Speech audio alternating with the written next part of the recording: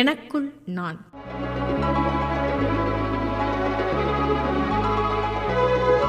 நேர்களே, இது எனக்குள் நான்.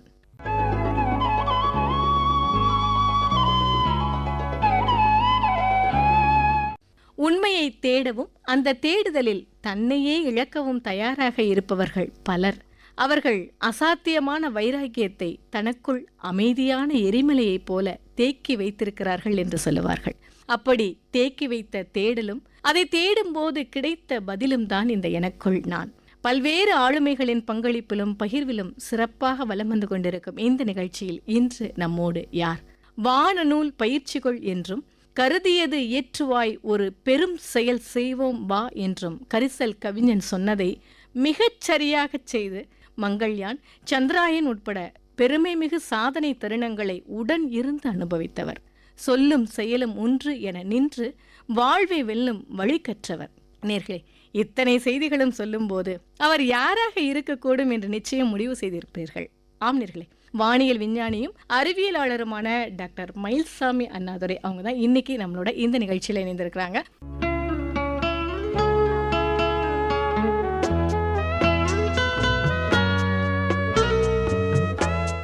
பாரதி தமிழ் பண்பலை சார்பாக அன்பான வணக்கமும் வரவேற்பும் சார் உங்களுக்கு. வணக்கம் சார். இது எனக்குள் நான், இது ஒரு சுய தேடல் தொடர்பா இருக்கக்கூடிய ஒரு நிகழ்ச்சி. இந்த நிகழ்ச்சிக்கு நீங்க இன்னைக்கு வந்திருக்கிறது உண்மையிலே எங்களுக்கு ரொம்ப ஒரு பெருமையா இருக்கு அப்படின்னு தான் சொல்லணும். இப்போ நம்ம நிகழ்ச்சிக்குள்ள போகலாம். எங்க இருந்து தொடங்கலாம் அப்படிங்கும்போது, கொங்கு தேசமும் நீங்களும் அப்படின்னு கேட்டா அவங்க பதில் எப்படி இருக்கும் சார்? என் தாய்மடி ஞாபகம் வருது. எல்லாரும் தாய் மண் ஞாபகம் வருதுன்னு சொல்லுவாங்க. நீங்க தாய் மடி அப்படின்னு சொல்லும் போதே தொடக்கம் மிகச்சரியா இருக்குது. தொடங்கலாம் சார். அந்த கொங்கு தேசம்னு சொல்லும் போது தாய் மடி உங்களோட நினைவுக்கு வருது. அப்போ அந்த நினைவுகள்ல உங்களுடைய அந்த இளம் பருவம், அந்த ஒரு பள்ளி கல்லூரி எங்க இருந்து தொடங்குச்சு சார்? அதுதான் கொங்கு மண்டல பொள்ளாச்சிக்கு பக்கத்தில் என்னுடைய சரியான கிராமத்துடைய பேர் ஓதவாடி கிராமம். நான் பிறந்து வளர்ந்த காலகட்டங்களில் கிட்டத்தட்ட என்னுடைய 10 வயது வரைக்கும் எங்கள் ஊரில் ஒரு திருவிளக்கு கூட மின்சார விளக்கு இல்லாத ஒரு கிராமம். எந்த ஆண்டுகளாக இருக்கும் சார்? நான் பிறந்தது 58, 63, ஒரு 70க்குள்ள நீங்க சொல்றீங்க. சரி சரி. கிட்டத்தட்ட நான் 3ஆம் வகுப்பு படிக்கும் பொழுது தான் 66, 67 தான் ஒரு பள்ளிக்கூடம் அப்படிங்கிற ஒரு கட்டடம் வந்தது. அதுக்கு முன்னால் கூரைப்போட்டுக்குன்னு சொல்ல முடியாது. மாட்டுக்கொட்டையில் என்னோட ஒரு முதல் வருடம், மாரியம்மன் கோயில் திண்ணையில் 2வது வருடம். சார், இதெல்லாம் நாங்க படிச்சிருக்கிறோம். இப்போ நீங்க சொல்லி கேட்கும்போது நீங்க அந்த வாழ்வியல்லே இருந்து வந்திருக்கீங்க. ஆமாம். அது இல்லாமல் அந்த பொள்ளாச்சி மண்ணுக்கே உரிய அந்த பருவகாலம், அதெல்லாம் ஊரில் ஒரு பெரிய குளம், கோதவாடி குளம்னு இருக்கும். அந்த குளம் தான், குளமும் அந்த குளத்தில் வர்ற களிமண்ணும் அதுதான் எங்களுடைய விளையாட்டு பொருள்களாக, விளையாட்டு தளங்களாக இருந்தது. என்ன மாதிரியான, இப்போ நீங்க சொல்லக்கூடிய அந்த நீர்நிலை சார்ந்து இருக்கிறதே பொதுவா நீர் நமக்கு நிறைய செய்திகளை சொல்லி கொடுக்கும் அப்படின்னு சொல்லுவாங்க. அதுல இருந்து கற்றுக்கொள்ளக்கூடிய வாழ்வியல் நிறைய. ஆனா நீங்க அதுதான் எங்களுக்கான பொழுதுபோக்கா அப்ப இருந்தது அப்படின்னு சொல்லுங்க. என்ன மாதிரி உங்க நினைவுகள் அப்படியே கொஞ்சம் பின்னாடி கொண்டு போகும்போது உங்களுக்கு என்ன ஞாபகத்துக்கு வரும் சார்? சட்டன் அந்த குளம், குளக்கரை, அந்த களிமண் அப்படின்னு பார்க்கும்போது. குளம், குளக்கரை, அப்புறம் இருக்கக்கூடிய இடம், எனக்கு கிடைத்த முகவரி சந்திரயான், இதெல்லாம் ஒட்டுமொத்தமாக பார்க்கும் பொழுது அந்த குளம் அதற்கான ஒரு விதையை போட்டிருக்குதோ அப்படிங்கிற மாதிரி. எந்த வகையில் சார்? எந்த வகையில்? ஒன்று நீர் சார்ந்த அந்த விளையாடல்கள், அப்புறம் களிமண்ணில் எடுத்து நம்மளே பொம்மைகள் செஞ்சு விளையாடுறது. அப்போ அதில் வரும் பொழுது நான் 2ஆம் வகுப்பு படிக்கும்போது நினைக்கிறேன், நிலவில் இறங்குவாங்க அப்படிங்கிற மாதிரிலாம் பேசிகிட்டு இருக்கும் பொழுது நிலவு மாதிரி ஒரு வரைஞ்சு அதில் ஒரு பைசா கொடியை வச்சு ஒரு இந்தியன் நிலவில் இறங்குனா எப்படி இருக்கும் அப்படிங்கிற மாதிரி அப்போ காமிச்சது மாதிரி இருக்கு. 2ஆவது வகுப்பு படிக்கும் பொழுது விளையும் பயிர் முளையிலே தெரியும்ன்றத அங்கேயே நீங்க ஆரம்பிச்சிருக்கீங்க. அப்புறம் அது தாண்டி முன்னால வரும் பொழுது நிலவை போட்டு போனாலும் கூட நிலவுக்காக ஏராளமான களங்கள், அமெரிக்காவும் தெரியும், ரஷ்யாவும் தெரியும், ஐரோப்பிய நாடுகள் மற்றவர்களாம் அனுப்பிச்சிருந்தாலும் கூட நிலவில் நீர் கண்டுபிடிச்சது அப்படிங்கிறது நம்முடைய சந்திரயான். திரும்ப அந்த நீரும் இந்த நிலவிற்கான அந்த கனவும், அந்த கனவில் நிலவில் நீரும், இதெல்லாம் பார்த்தீங்கன்னா ஒரு ஏதோ ஒரு புள்ளியில் இன்டர்லிங்க் இருக்கு அப்படிங்கிற மாதிரி நான் உண்மையில சார். ஏன்னா இயற்கை ஒன்னோட ஒரு தொடர்போட தான் எந்த ஒரு செயலையும் செய்யும்னு சொல்லுவாங்க. உங்ககிட்ட இருந்து இந்த செய்தியை கேட்கும்போது கண்டிப்பா அது நம்பிதான் ஆகணும் அப்படின்ற ஒரு நிர்பந்தத்தை கொண்டு வரீங்க சார். ஆச்சரியமா இருக்குது. ஏன்னா அந்த வயசுல நீங்க எப்படி உங்களுக்கு அந்த ஒரு எண்ணம் தோணுச்சு? இல்லை அது வந்து அந்த காலகட்டங்களில் அதிகமாக இல்லை, தொலைக்காட்சி இல்லாத காலகட்டம். அப்போ வந்து நம்ம வந்து வானொலியில் தான் கேட்குறோம். ஆம்ஸ்ட்ராங் இறங்குனதையும் கூட வானொலியில் தான் நம்ம கேட்க வேண்டிய சூழ்நிலை அது மாதிரி தான் இருக்குது. இப்போ முதலாக இந்தியா அனுப்பக்கூடிய ஒரு சவுண்டிங் ராக்கெட் அப்படிம்பாங்க. என் ஊர்லேருந்து 200-300 கிலோமீட்டர் தூரத்தில் வந்து அனுப்புகிறாங்க. அப்போ வந்து நம்ம இப்போ எப்படி சென்னையிலேருந்து பார்க்குற மாதிரி எங்கள் ஊர்லேருந்து பார்க்குற வாய்ப்பு இருந்தது. அதாவது அது போகிறத வாக்கிட்டாடும் அங்கே மேலே போனால் பிறகு ஒரு சோடியம் பேப்பரை பிரித்து விடுவாங்க. அது வந்து சாயங்காலம் இருக்கும் பொழுது அது வந்து ஒரு பொன்னிறமாக மேற்கு வானம் அப்படியே சிவக்கும், பொன்னிறமாக வரும். அது என்ன அப்படின்னு நமக்கு புரியாது. அடுத்த நாள் வானொலியில் கேட்ட பிறகு தான் அந்த செய்தி நமக்கு புரியும். ஆனால் நீங்கள் காட்சியை முந்தின நாள் பார்த்துருக்கேன். அது என்னன்னு தெரியல. ஒரு பயங்கள்லேருந்து ஒரு ஆச்சரியமானது இருந்துச்சு. விளையாட்டு அப்போ இருக்கக்கூடிய காலகட்டங்களில். ஆனால் அது என்னன்னு அப்போ முன்னத்த நாள் தெரியல, அடுத்த நாள் பார்க்கும் பொழுது தான் அதுக்கான என்னென்னு புரிதல் வந்திருக்கு நமக்கு. இப்போ அந்த வகையில் அப்போ வந்து தெரியாத காலமாக இருந்திருக்கலாம், இருந்தாலும் தெரிவதற்கான ஒரு வாய்ப்பு வந்துச்சு. அதுவும் இல்லாமல் அந்த வானிலை அது போகும்போது அந்த நேரத்தில் அவங்க அனுப்புனதுனால இளம் மாலை பொழுது இருக்கு இல்லையா, மாலை பொழுது அதன் இதில் வந்து சூரிய வெளிச்சம் அதெல்லாம் வந்து தெரியாது. அதனுடைய என்ன நடந்துச்சுங்கிறத தாண்டி ஏன் அப்படி நடந்துச்சு அப்படிங்கிறதான் கூட ஒரு புரிதல், அந்த கேள்விகள்லாம் உங்களுக்கு வர ஆரம்பிச்சது. இப்போ நீங்கள் இதை சொல்லும்போது பார்த்தோம், காட்சியை பார்த்துட்டோம், ஆனா காரணம் தெரியல அந்த காலகட்டத்தில். இன்னைக்கு தகவல் தொடர்பு எந்த அளவுக்கு நாம முன்னேறி இருக்கோம் அப்படின்றது வந்து ஒரு பெரிய கேப் இல்லையா? அன்னைக்கு இது இருந்திருந்தா உங்களுக்கு தெரிஞ்சிருக்கும். அருமை சார். அந்த கொங்கு தேசத்துல இருந்து நீங்க தொடங்கி அந்த உங்களுடைய வாழ்வியல் அழகா தொடங்கியிருக்கீங்க. உங்க பேரே வந்து ஒரு எல்லாருக்கும் திரும்பி பார்க்கக்கூடிய, எங்க இன்னொரு முறை சொல்லுங்க அப்படின்னு சொல்லக்கூடிய ஒரு பெயர். உங்களோட பேரால பெருமைப்பட்ட தருணம் அப்படின்னு உங்களோட வாழ்வியல்ல கண்டிப்பா எங்கேயோ ஒரு இடத்துல இந்த பேரை உச்சரிக்கும் போது உங்களுக்கு ஒரு பெருமை வந்திருக்கும். அதாவது என்னுடைய பெயருக்கு பின்னால் அண்ணா இருந்தாலும் என்னுடைய பெயருக்கு காரணம் எங்கள் அப்பா தான் அந்த பெயர் வைக்கிறார். அவருக்கு பிடித்த தலைவர் அப்படிங்கிறதுக்காக எனக்கு பேர் வைக்கிறார். நான் அவருடைய எனக்கு பேர் வச்ச அப்பாவுடைய பேரை முன்னால் வச்சு மயில்சாமி அண்ணாதுரை அப்படின்னு அடையாளம். அப்போ உங்களுடைய முழு பெயர்? என்னுடைய பெயர் வந்து அண்ணாதுரை. ஓ சரி சரி. அப்பா பேர் சேர்த்து தான் மயில்சாமி. எப்பவுமே அப்பாவுடைய பேர் கணவருடைய பேர்லாம் பின்னாடி சேர்ப்பாங்களே, நீங்க எப்படி சார் முன்னாடி? அது எனக்கு அப்படி அமைஞ்சிருச்சு. அது மாதிரி மாற்றி யோசிக்கக்கூடிய தன்மை அது. அப்போ என்னன்னா வந்து அண்ணா ஒருத்தர் தான் இருப்பார். அப்பா கூட என்ன பேர் முழு பேர் சொல்லி கூப்பிட மாட்டார். ஏன்னா அவர் அண்ணா மரியாதைனால மற்றவங்க அண்ணான்னு கூப்பிடுவாங்க. அப்பா வந்து என்னை துரைன்னு கூப்பிடுவார், என்னோட பேரை கூப்பிட்டுருப்பாரு. அப்படி இருந்து அவர் வந்து அப்படியே வந்து பார்த்தீங்கன்னா சந்திரயான் நம்ம அனுப்புனா பிறகு நான் அப்போ வந்து அலுவல் சம்பந்தமாக ஹூஸ்டனில் இருப்பேன், அமெரிக்காவில் இருப்பேன். அப்போ அப்பா இங்கிருந்து ஃபோன் பண்ணார், தம்பி ஃபோன் பண்ணி கொடுக்குறேன், அப்பா பேசுகிறாரு. அப்போ முதலாக அப்பா வந்து கிட்டத்தட்ட என்னுடைய பேரை எனக்கு தெரிஞ்ச அளவுக்கு அப்பா உச்சரிச்சது அப்போ தான் நினைக்கிறேன். அப்போ சொல்லுவார், தமிழ்நாடு பாடப்புத்தகத்தில் மயில்சாமி அண்ணாதுரையினுடைய பேர் வந்திருக்கு, உன்னுடைய சேர்த்து நம்முடைய குடும்பத்தினுடைய பேரே வந்திருக்குது அப்படிம்பார். அப்ப வந்து அப்பா வந்து அப்படின்னாரு, இவன் தந்தை என்னோற்றான்கொல் எனும் சொல் இல்லையா? மகிழ்ச்சி சார். அப்பாவாயிலிருந்து அது வந்தது, அவர் மகிழ்ந்தது. உண்மையிலேயே எனக்கு இதாக இருக்கு. ஏன்னா சில சமயம் கேட்பேன், பசங்கள்லாம் கேள்வியாக கேட்கும்போது எதுக்கப்பா இந்த பேர் எனக்கு வச்சிங்க அப்படிங்கிற மாதிரி அது மாதிரி கேட்டிருப்பேன். அப்பா சொல்லுவார், அவர் பெரியவர், அது மாதிரி நீயும் பெரிய சொன்னா வரணும் அப்படிங்கிறதுக்காகத்தான் என்னுடைய கனவு அப்படிம்பார். உங்கள் கனவு என் மேல் திணிக்கிறீங்களா அப்படிங்கிற மாதிரி நினச்சிருப்பேன் நான் அப்போ. ஆனால் இருந்தாலும் அவருடைய கனவு அதுதான் இன்னைக்கு நினைவாயிருக்கு. அவரே சொல்லும் பொழுது உண்மையிலேயே அந்த பேருக்கான பெருமை எங்கள் அப்பா என்ன நினைச்சாங்களோ அது நடந்திருக்குது. பொதுவா இந்த பெயர் விளங்க செய்தல் அப்படின்னு சொல்லுவாங்க இல்லையா? பெரியவங்களுடைய பேரோ இல்ல குடும்பத்துல ஒருத்தவங்களுடைய பேரோ வைக்கிறது வந்து அந்த பண்பு நலன்கள் வர்றதுக்காகவும் அப்படின்ற ஒரு நம்பிக்கையும் இருக்கு மக்களுக்கு நடுவுல. இப்போ நீங்க சொன்னத அவர் பெரியவர்ப்பா, அவர் மாதிரி நீ வரணும் அப்படின்னு அப்பா சொன்னாங்கன்னாங்க. அந்த சொல் அது உங்களுக்கு அப்படியே விதையா உருப்போட்டு இன்னைக்கு வந்திருக்கு. எத்தனை இடங்கள்ல உங்களுடைய பெயரை உச்சரிக்கும் போது எவ்வளவு ஒரு பெருமிதம் அது எல்லாருக்குமே இருக்கும். உங்க குடும்பத்துல இருக்கிறவங்க எல்லா நண்பர்கள் அப்பாவுக்கு பேர் வாங்கணும்னு சொல்லுவாங்க. நான் திருப்ப மயில்சாமி என்ன சொல்ற ஒவ்வொரு முறையும் அப்பா இருக்காங்க உங்க கூடவே. அப்பா வந்து ஒன்றாகி உடனாகி கூட இருக்கிறாங்க. அது நிறைய பேர் வந்து அதிகமா சொன்ன மாதிரி அண்ணாவுடைய பேர் சொல்றதுக்கு தயங்குவாங்க. மயில்சாமி அப்படின்னு கூப்பிட நிறைய பேர் இருக்காங்க. வெளிநாட்டவரெல்லாம் கிட்டத்தட்ட என்னுடைய பேரை மயில்சாமின்னு தான் கூப்பிடுவாங்க. அவங்க யாரும் அண்ணாதுரைங்கிறது என்ன பின்னால வரனே அப்படின்னு வச்சிருப்பாங்க. கிட்டத்தட்ட அது மாதிரி அப்பாவினுடைய பெயரை நீங்க அதுதான் அந்த இடம் உங்களுக்கு மட்டும் இல்லை, இதை கேட்டுட்டு இருக்கக்கூடிய அடுத்து வரக்கூடிய இளைய தலைமுறையும் கூட இப்போ தன்னுடைய தந்தை தன் குடும்பம் அவங்களுக்கான பெருமையை தேடி கொடுக்கறதுல நீங்க ஒரு முன்னோடியா இருக்கிறீங்க. வாழ்த்துக்கள் சார். நீங்க சின்ன வயசுல களிமண்ல நிலவு வானம் இதெல்லாம் செஞ்சு பார்த்தது ஒரு கற்பனையா கூட இருக்கலாம், ஒரு விளையாட்டு. விளையாட்டு. ஆனா இந்த துறையை தான் நீங்க தேர்ந்தெடுக்கணும் அப்படின்றது உங்களோட லட்சியமா இருந்ததா, இல்ல ஒரு கனவா போகலாம் அப்படின்னு நினைச்சீங்களா, இல்ல சந்தர்ப்ப வசத்தால போனீங்களா? நிச்சயம்னு சொல்ல முடியாது, சந்தர்ப்பவசமும் சொல்ல முடியாது. பின்னால பார்க்கும் பொழுது மனதில் ஒரு படிக்கும் போது உங்களுக்கு என்ன தோணுச்சு? இல்லை, படிக்கும்போது பார்த்தீங்கன்னா முதல்ல வந்து நான் தமிழில் தான் போகணும் அப்படிங்கிற மாதிரி இருந்தேன், தமிழாசிரியர் ஆகணும் அப்படிங்கிற மாதிரி தான். ஆனால் எனக்கு வந்து வகுப்பில் தேர்வு எல்லாம் பார்த்தீங்கன்னா முதல் மாணவன் வந்தாலும் கூட வாங்கக்கூடிய மதிப்பெண்களில் அறிவியலும் கணிதமும் எனக்கு சிறந்த மதிப்பெண், கிட்டத்தட்ட முழு மதிப்பெண் கொடுக்கும். அது தமிழாசிரியர்கள் போடலையோ அல்லது என்னென்ன தெரியலை, எனக்கு வந்து அப்போல்லாம் தமிழாசிரியர்கள் வந்து முழு மதிப்பெண் போட மாட்டாங்க. ஆமாம் ஆமாம், 60-70க்கு மேலே கொடுக்கறது. அதனால அதிகமாக மதிப்பெண் வாங்கக்கூடிய இதாக வந்து எனக்கு அறிவியல் கணிதம் தான் வந்துச்சு. அதனால மெல்ல மெல்ல நான் அறிவியல் பக்கம் போனேன். எந்த வயசுல இந்த துறைக்கு தான் போகணும்னு நீங்க முடிவு பண்ணீங்க சார்? இல்லை, அது பின்னால் தான் வந்துச்சு. ஏன்னா அந்த காலகட்டங்களில் பார்த்தீங்கன்னா இந்திய விண்வெளித்துறை அப்படிங்கிறது ஒரு பெரிய ஒரு இன்பமாக பெரிய கனவு ஒரு இடமா தெரியலை. மெதுவாக அதை ஆரம்பிச்சுட்டு தாங்க. அதுக்கு இல்லாமல் இது இவ்வளோ பெருசாக இந்தியா வரும் அப்படிங்கிற ஒரு இதுவும் அந்த காலகட்டங்கள் இல்லை. அப்படி இல்லை இருந்தாலும் என்னுடைய இளங்கலை முதுகலை படித்த பிறகு அப்போ வந்து முதலாக செயற்கைக்கோள் ஆப்பிள் அப்படிங்கிற ஒரு பரிட்சாத்தமான செயற்கைக்கோள் அனுப்புவாங்க. அதனுடைய திட்ட இயக்குனராக இருந்தவர் வந்து நான் படித்த கல்லூரியில் எனக்கு மூத்தவர் ஒருத்தர் இருப்பார்.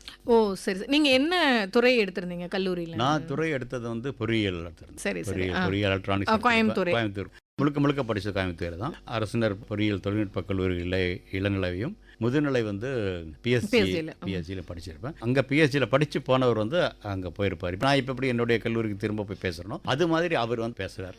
அப்போ பார்க்கும்போது தான் அவர் கிட்டத்தட்ட மாதிரி ஒரு கனவாக பேசுகிறவர் தான். என்ன எப்பவுமே இப்போ தான் முதலாக சின்ன செயற்கைகள் அனுப்பிச்சிருக்கோம், இருந்தாலும் பின்னால் பெருசாக வரும் அப்படிங்கிற மாதிரி அவர் சொல்கிறார். இப்போ பெருசாக வர்ற வாய்ப்புகள் இருக்குது அப்படிங்கிற மாதிரி. அதை வச்சு அந்த வருஷம் வந்து நான் என்னுடைய முதுகலை படித்த 30 பேரில் நாங்கள் ஒரு 20 பேர் நாங்கள் முயற்சி பண்ணுவோம். 20 பேரில் 6 பேர் நாங்கள் போவதற்கான வாய்ப்பு கிடைக்குது. அது மாதிரி ஒரு அமைப்பு ஒரே செட்டில் அது ஒரு அமைப்பாக சரியாக வந்துச்சு. இப்போ அங்கே போகும்பொழுது ஆனால் நம்ம நினச்ச மாதிரி இல்லை, பெரிய ஒரு அமைப்பு உள்கட்டமைப்பெல்லாம் பெருசாக இல்லை. 2 இண்டஸ்ட்ரியல் செட் அப்படிப்பாங்க, அதில் தான் இருக்கும். மிக சாதாரணமாக தான் இருக்கிற மாதிரி தான் இருக்கும். அந்த ஒரு செயற்கைக்கோள் பரிட்சாத்தமாக அனுப்பிச்சிருப்பாங்க. ஆனால் முக்கியமாக வெளியிருந்து அனுப்புகிற மாதிரி இருக்கும். நான் அதனுடைய செயல்திறனை பார்க்குறது தான் நம்முடைய வேலையாக பணியாக இருக்கும். அப்படி இருந்த காலகட்டம் தான். இருந்தாலும் அங்கே போய் சேர்ந்துட்டான். பட் அங்கே ஆனால் இங்கே எதாவது செய்யணும்னு ஒரு துடிப்பாக இருந்துச்சு. போன உடனே அந்த இடத்த பார்க்கும்போது உங்களுக்கு எப்படி இருந்துச்சு? சரியாக தான் சூஸ் பண்ணியிருக்கோம் அப்படின்னு நினச்சிங்களா? இல்லை, கண்டிப்பாக இல்லை. ஏன்னா அது கனவு சிறந்த மாதிரி தான் இருந்துச்சு. அதுதான் கேட்குறேன், ரொம்ப சிறந்த. ஏன்னா நீங்க சொல்றீங்க கட்டமைப்பு சரியில்லை அப்படின்னு, நீங்க ஒரு பெரிய எதிர்பார்ப்போட உள்ள போயிருப்பீங்க. அங்கே போனால் அது மாதிரி இல்லை. அதனால கொஞ்சம் சுணக்கமாக தான் இருந்துச்சு. அப்போ வந்து ஒரு திட்டத்தை அப்போ இருக்கக்கூடிய விண்வெளித்துறையில் தலைவர் இருக்கக்கூடிய ப்ரொஃபஸர் ரிஆர் ராவ் அப்படின்ட்டு, பேராசிரியர் ரிஆர் ராவ், அவர்கிட்ட வந்து நான் வந்து இது மாதிரி செய்யலாமா அப்படிங்கிற மாதிரி ஒன்று நான் திட்டத்தை கொடுப்பேன். திட்டம்னு சொல்ல முடியாது, ஒரு ஆலோசனைன்னு சொல்ல முடியாது, ஒரு சிறு அது மாதிரி கொடுத்துருப்பேன். ஆனால் அதை அவர் புரிஞ்சுக்கிட்டு 2 நாளில் சிறப்பானதாக இருக்குது அப்படின்னு சொல்லி இதை நீ செய்ய முடியுமா அப்படிம்பார். எனக்கு கிட்டத்தட்ட ஒரு 15 நாள் தான் இருக்கும் அது சேர்ந்து. உனக்கு உடனே இதாக இருக்கும். சரி முயற்சிக்கிறேன் அப்படிமா. சரி அதுக்காக முழு திட்டத்தை கொண்டு வா அப்படிம்பார். அந்த முழு திட்டத்தை போடுறதுக்கு எனக்கு கொஞ்சம் இதாகும். அப்போ கிட்டத்தட்ட 7 லட்சம் அப்போது அதுக்கான எஸ்டிமேட் போட்டிருப்பேன். என்னுடைய மாத சமாப்பு 700 ரூபா. 700 ரூபா சம்பளத்தில் அடிமட்ட வேலையாக இருக்க ஒருத்தன் வந்து 7 லட்சத்துக்கான ஒரு பிளான் போடுறீங்க. அதை அப்படியே ஒத்துக்கிட்டு அவர் எங்களுக்கு பொறுப்பு கொடுக்குறாரு. ஆனால் அது எடுத்தால் போகிறது தான் எனக்கு அது உடனே என்ன பண்ண முடியல. கிட்டத்தட்ட 3-4 வருஷம் உழைக்க வேண்டியதாக இருந்துச்சு. பரவாயில்ல, நிறைய படிக்க வேண்டியது. எண்ணத்தில் உயர்வு கொள்ள அப்படின்றது நீங்கள் பணத்தை அங்கே நீங்கள் பார்க்கல, உங்களுடைய குறிக்கோளில் நின்றுருக்கீங்க. அது சரியாக செய்வேன். சரியாக செஞ்ச பிறகு எனக்கு ஒரு பதவி உயர்வும் அடுத்த பொறுப்பும் கிடைக்கும். இது அப்படி சுழல் சொல்லுவாங்க இல்லையா, அது மாதிரி ஒரு பொறுப்பு. அந்த பொறுப்பை சிறுவையாக செஞ்சால் அடுத்த நிலைக்கு அடுத்த நிலையிலும் அதுக்கான பொறுப்பு அப்படிங்கிற ஒரு இதை உருவாச்சது. அதுதான் மேலே மேலே மேலே மேலே கொண்டு வந்து என்ன மங்கள்யான்னு கொண்டு ஒரு பொறுப்பு கொடுக்கும்போது அதை நீங்கள் திறம்பட செய்கிறதுனால தான் அடுத்த கட்டத்துக்கு நீங்கள் உயர்றீங்க. இது உங்களுக்கு எப்படி வந்தது சார்? எந்த ஒரு உத்வேகத்தில் வந்தது? நீங்களே வளர்த்துக்கிட்டீங்களா இல்லை அப்பா? அதுவும் அப்படிதான். திரும்ப நான் பார்த்தீங்கன்னா திரும்ப காதவாடி கிராமத்துக்கு போனோம்னா அங்கே அப்படிதான். முதல்ல நான் சேர பொழுது பெரிய பள்ளிக்கூடங்கிறதே இல்லை இல்லையா, மாட்டுக்கொட்டைகளை தான் படித்தேன். அந்த மாட்டுக்கொட்டகையை தினம் வகுப்பறையாக மாற்ற வேண்டியது எங்களுடைய வகுப்பு தோழர்களாக எங்களுடைய பொறுப்பு. மாடு இருக்கும், அந்த மாட்டைகள்லாம் வெளியே எடுத்துட்டு சாணி வைக்கோல்லாம் இது பண்ணிவிட்டு கரும்பலகை நிரந்தரமாக இருக்கிறதுல பலகை எடுத்து கொண்டு வைக்கணும். அப்புறம் ஆசிரியர் சைக்கிளில் வருவார். அதாவது தினம் வகுப்பை உருவாக்கணும். வகுப்பை உருவாக்கணும். ஆமா. நான் என்ன நினைச்சேன்னா, நீங்க மாட்டு கொட்டாய்ன்னு சொல்லும்போது அது ஒரு நேரத்துல அது மாடு கட்டியிருந்த ஒரு தொழுவமா இருந்திருக்கும், இல்ல, அது இல்ல, பள்ளிக்கூடமா இல்ல, மாறி இல்ல. இருக்குன்னு நினைச்சேன். இல்லை அப்படி இல்லை. பகல்ல மாடு மேய்ச்சலுக்கு போனதுக்கு அப்புறம் அது மாதிரி இருக்கும். அப்புறம் அதே மாதிரி நான் 3ஆவது படிக்கும் பொழுது தான் பள்ளிக்கூடம் அப்படி ஒரு கட்டடம் உருவாகும். ஆனால் கட்டடத்துக்கு முன்னாடி ஒரு விளையாட்டு மைதானம் கிடையாது. அங்கே இருக்கக்கூடிய புல் இதுகள்லாம் ஊர் கொஞ்சம் அதுக்கப்புறமா இடத்துல பண்ணியிருப்பாங்க. அது பண்ணி விளையாட்டு மைதானத்தை கிட்டத்தட்ட அப்போ படிக்கும் பொழுது 3 to 4 மணிக்கு வந்து விளையாட்டு நேரம் அப்படி ஒதுக்குவாங்க. அந்த ப்ளே பீரியட் ப்ளே கிரவுண்டே இல்லையே நமக்கு. அதனால அந்த நேரத்தை வந்து நாங்கள் எல்லாரும் சேர்ந்து அந்த ஒரு அதெல்லாம் சீர்படுத்தி நீங்க உருவாக்குறோம். அப்போ அப்படி படிச்சு தான் நம்ம வந்திருக்கிறோம். படித்து நாம் இது வரைக்கும் வந்திருக்கோம். சார் ஒன்றுமே இல்லாமல் படித்து வந்த பொழுது இந்த இடத்துலேருந்து மேலே பண்ண முடியாதா அப்படிங்கிற ஒன்று வந்துச்சு. அதுக்கு சான்றாக தான் அது ஒத்துழைக்கிற மாதிரி தான் என்னுடைய முதல் திட்டத்தை அவங்க எடுத்து செய்கிறாங்க. அப்போ இந்த இடத்துல இதற்கான இடம் இருக்கு அப்படிங்கிறது எனக்கு அங்க ஒரு அடித்தளம் கிடைச்சது. அதனால தான் கிட்டத்தட்ட பார்த்தீங்கன்னா என்னுடைய ஆரம்பகால அந்த பள்ளிக்கூடம் அந்த இதுகளுக்கும் அதே மாதிரி தொடர் ஓட்டம் பார்த்தீங்கன்னா திரும்ப அது மாதிரி வர்ற மாதிரி தான் தெரியுது. அது மாதிரி தான் இருக்க மாதிரி. அதனால மனசுலேயே வந்து ஒன்று இல்லை அப்படிங்கிறதுக்காக நான் தோய்ந்து போகாமல் இந்த இடத்துலேருந்து என்ன செய்ய முடியும் அப்படிங்கிற அந்த ஒன்று வந்து எனக்கு இருந்ததாக நான் நினைக்கிறேன். சூழல் தான் வந்து ஒரு மனிதனுடைய வாழ்வியலை கட்டமைக்கும்னு சொல்லுவாங்க. உங்களுக்கு அமைந்த சூழல், இன்னைக்கு இருக்கக்கூடிய குழந்தைங்கலாம் பார்த்தீங்கன்னா நம்ம எல்லா விதமான வசதிகளும் செய்து கொடுத்ததுக்கு அப்புறமும் கூட ஒருவேளை அப்படி செய்து கொடுக்கறதுனால தான் அவங்களுக்கு அடுத்த முயற்சிக்கு அவங்க யோசிக்கலையோ என்னவோ. ஆனா ஒரு இடத்துல இது இல்லை, அது வேணும்னு அந்த தேவை வரும்போது உங்களுடைய தேடல் அதிகமாக இருந்திருக்குது. அதை நீங்க சரிவரவும் செஞ்சிருக்கீங்க சார். அதான் சொல்லுவேன். அதாவது ஒரு கொங்கு மண் சொன்னீங்கன்னா திரும்ப பார்க்கும் பொழுது அது வந்து பெரிய வளமான மண் இருக்குன்னு சொல்ல முடியாது. ஆனால் அங்கே இருக்கக்கூடிய செடி கொடிகள்லாம் பார்க்கும் பொழுது அந்த கோடை மழையில் வரக்கூடிய அந்த ஒரு சொட்டும் மழைக்காக காத்திருக்கிற மாதிரி தெரியாது. அதுலேருந்து பொறுத்து தான் அது வருது. அதாவது பசுமை இருக்குது அப்படின்னா பெரிய வளம் இருக்கக்கூடிய காவேரியோ அது மாதிரி ஓடுற கிடையாது. மலை சார்ந்த இடம், மலை சார்ந்த பூமி தான். மலை சார்ந்த பூமியும் கூட பசுமையாக இருக்குது அப்படின்னா அந்த தாவரங்கள் நம்ம முன்னால் இருக்கக்கூடிய அந்த தாவரங்கள் எனக்கு வருடத்தில் ஒரு முறை மழை வந்தாலும் கூட எனக்கு போதும் அப்படின்றது. அதே மாதிரி அந்த குளம் கூட பாத்தீங்கன்னா மழை தண்ணி நம்பித்தான் அந்த குளம் இருக்கு, ஆத்து தண்ணீர் வந்தது இல்லை கிடையாது. கிட்டத்தட்ட அந்த சுற்றுப்புற சூழல் எல்லாம் திரும்ப பாத்தீங்கன்னா என்ன வந்து திரும்ப அங்கேதான் கொண்டு போகும். அது அங்க கொண்டு போறதே முதல்ல ஒரு பாராட்ட வேண்டிய ஒரு விஷயம் சார். ஏன்னா ஒரு கட்டத்துல நாம வேரோடு பேர்த்து வெளியிடங்களுக்கு வந்துடுறாங்க. அதுக்கப்புறம் தன்னுடைய அந்த தாய் மடின்னு நீங்க அந்த சொல்ல நினைச்சு பார்க்கறதுக்கு இன்னைக்கு நிறைய பேர் யோசிக்கிறாங்க. ஆனா நீங்க எங்க சுத்தினாலும் என்னுடைய இது அங்கதான் வந்து நிற்கும். அதாவது இதே மாதிரி தான். அதாவது சந்திரன்ல நீர் கண்டுபிடிச்ச பிறகு என் குளத்துக்கு ஊருக்கு போறேன். அப்ப எங்க ஊர் ஜனங்க சொல்றாங்க, அங்க நீர் கண்டுபிடிச்சிட்ட, இப்ப நம்ம விளையாண்ட குளத்துல நீர் இல்லை அப்படிங்கிறாங்க. திரும்ப அதை சொல்லுவாங்க. நமக்கு அது எப்படி இருக்கும்? மிகப்பெரிய முரண்.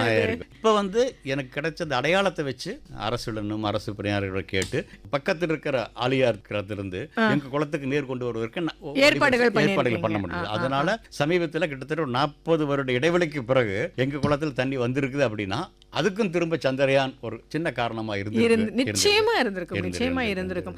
அதுதான் ஏற்கனவே சொன்ன மாதிரி தான், ஒன்றை தொட்டு ஒன்று அப்படின்ற அந்த ஒரு சங்கிலி பிணைப்பு தான் இயற்கையோட. வாழ்த்துக்கள் சார். இந்த துறையினால நீங்க இந்த குளத்துக்கு தண்ணீர் கொடுத்தது அப்படின்ற ஒரு உதாரணம் சொல்லியிருக்கீங்க. இதுக்கப்புறமே வந்து இந்த கேள்வி கேட்கணுமா அப்படின்னு ஒரு பக்கம் தோணுது, ஆனால் கண்டிப்பா கேட்டாகணும். இந்த துறையால் நீங்கள் பெருமைப்பட்ட தருணம் நிச்சயமா நிறைய இருக்கும். ஆனா எந்த ஒரு இடத்துல நாம சரியா தான் சூஸ் பண்ணியிருக்கோம் அப்படின்னு ஒரு நாள் கண்டிப்பா நீங்க உங்களையே தோள் தட்டிக்கக்கூடிய ஒரு தருணம் இருந்திருக்கும். அது எது சார்? அதே மாதிரி நிறைய ஸ்ட்ரகிள்ஸை தாண்டி வரீங்க, ஏன்பா இதுக்குள்ள வந்தோம் அப்படின்னு ஒரு ஃப்ராக்ஷன் ஆஃப் செகண்ட் என்னைக்காவது நீங்க நினைச்சது உண்டா? இந்த 2 கேள்வியும்.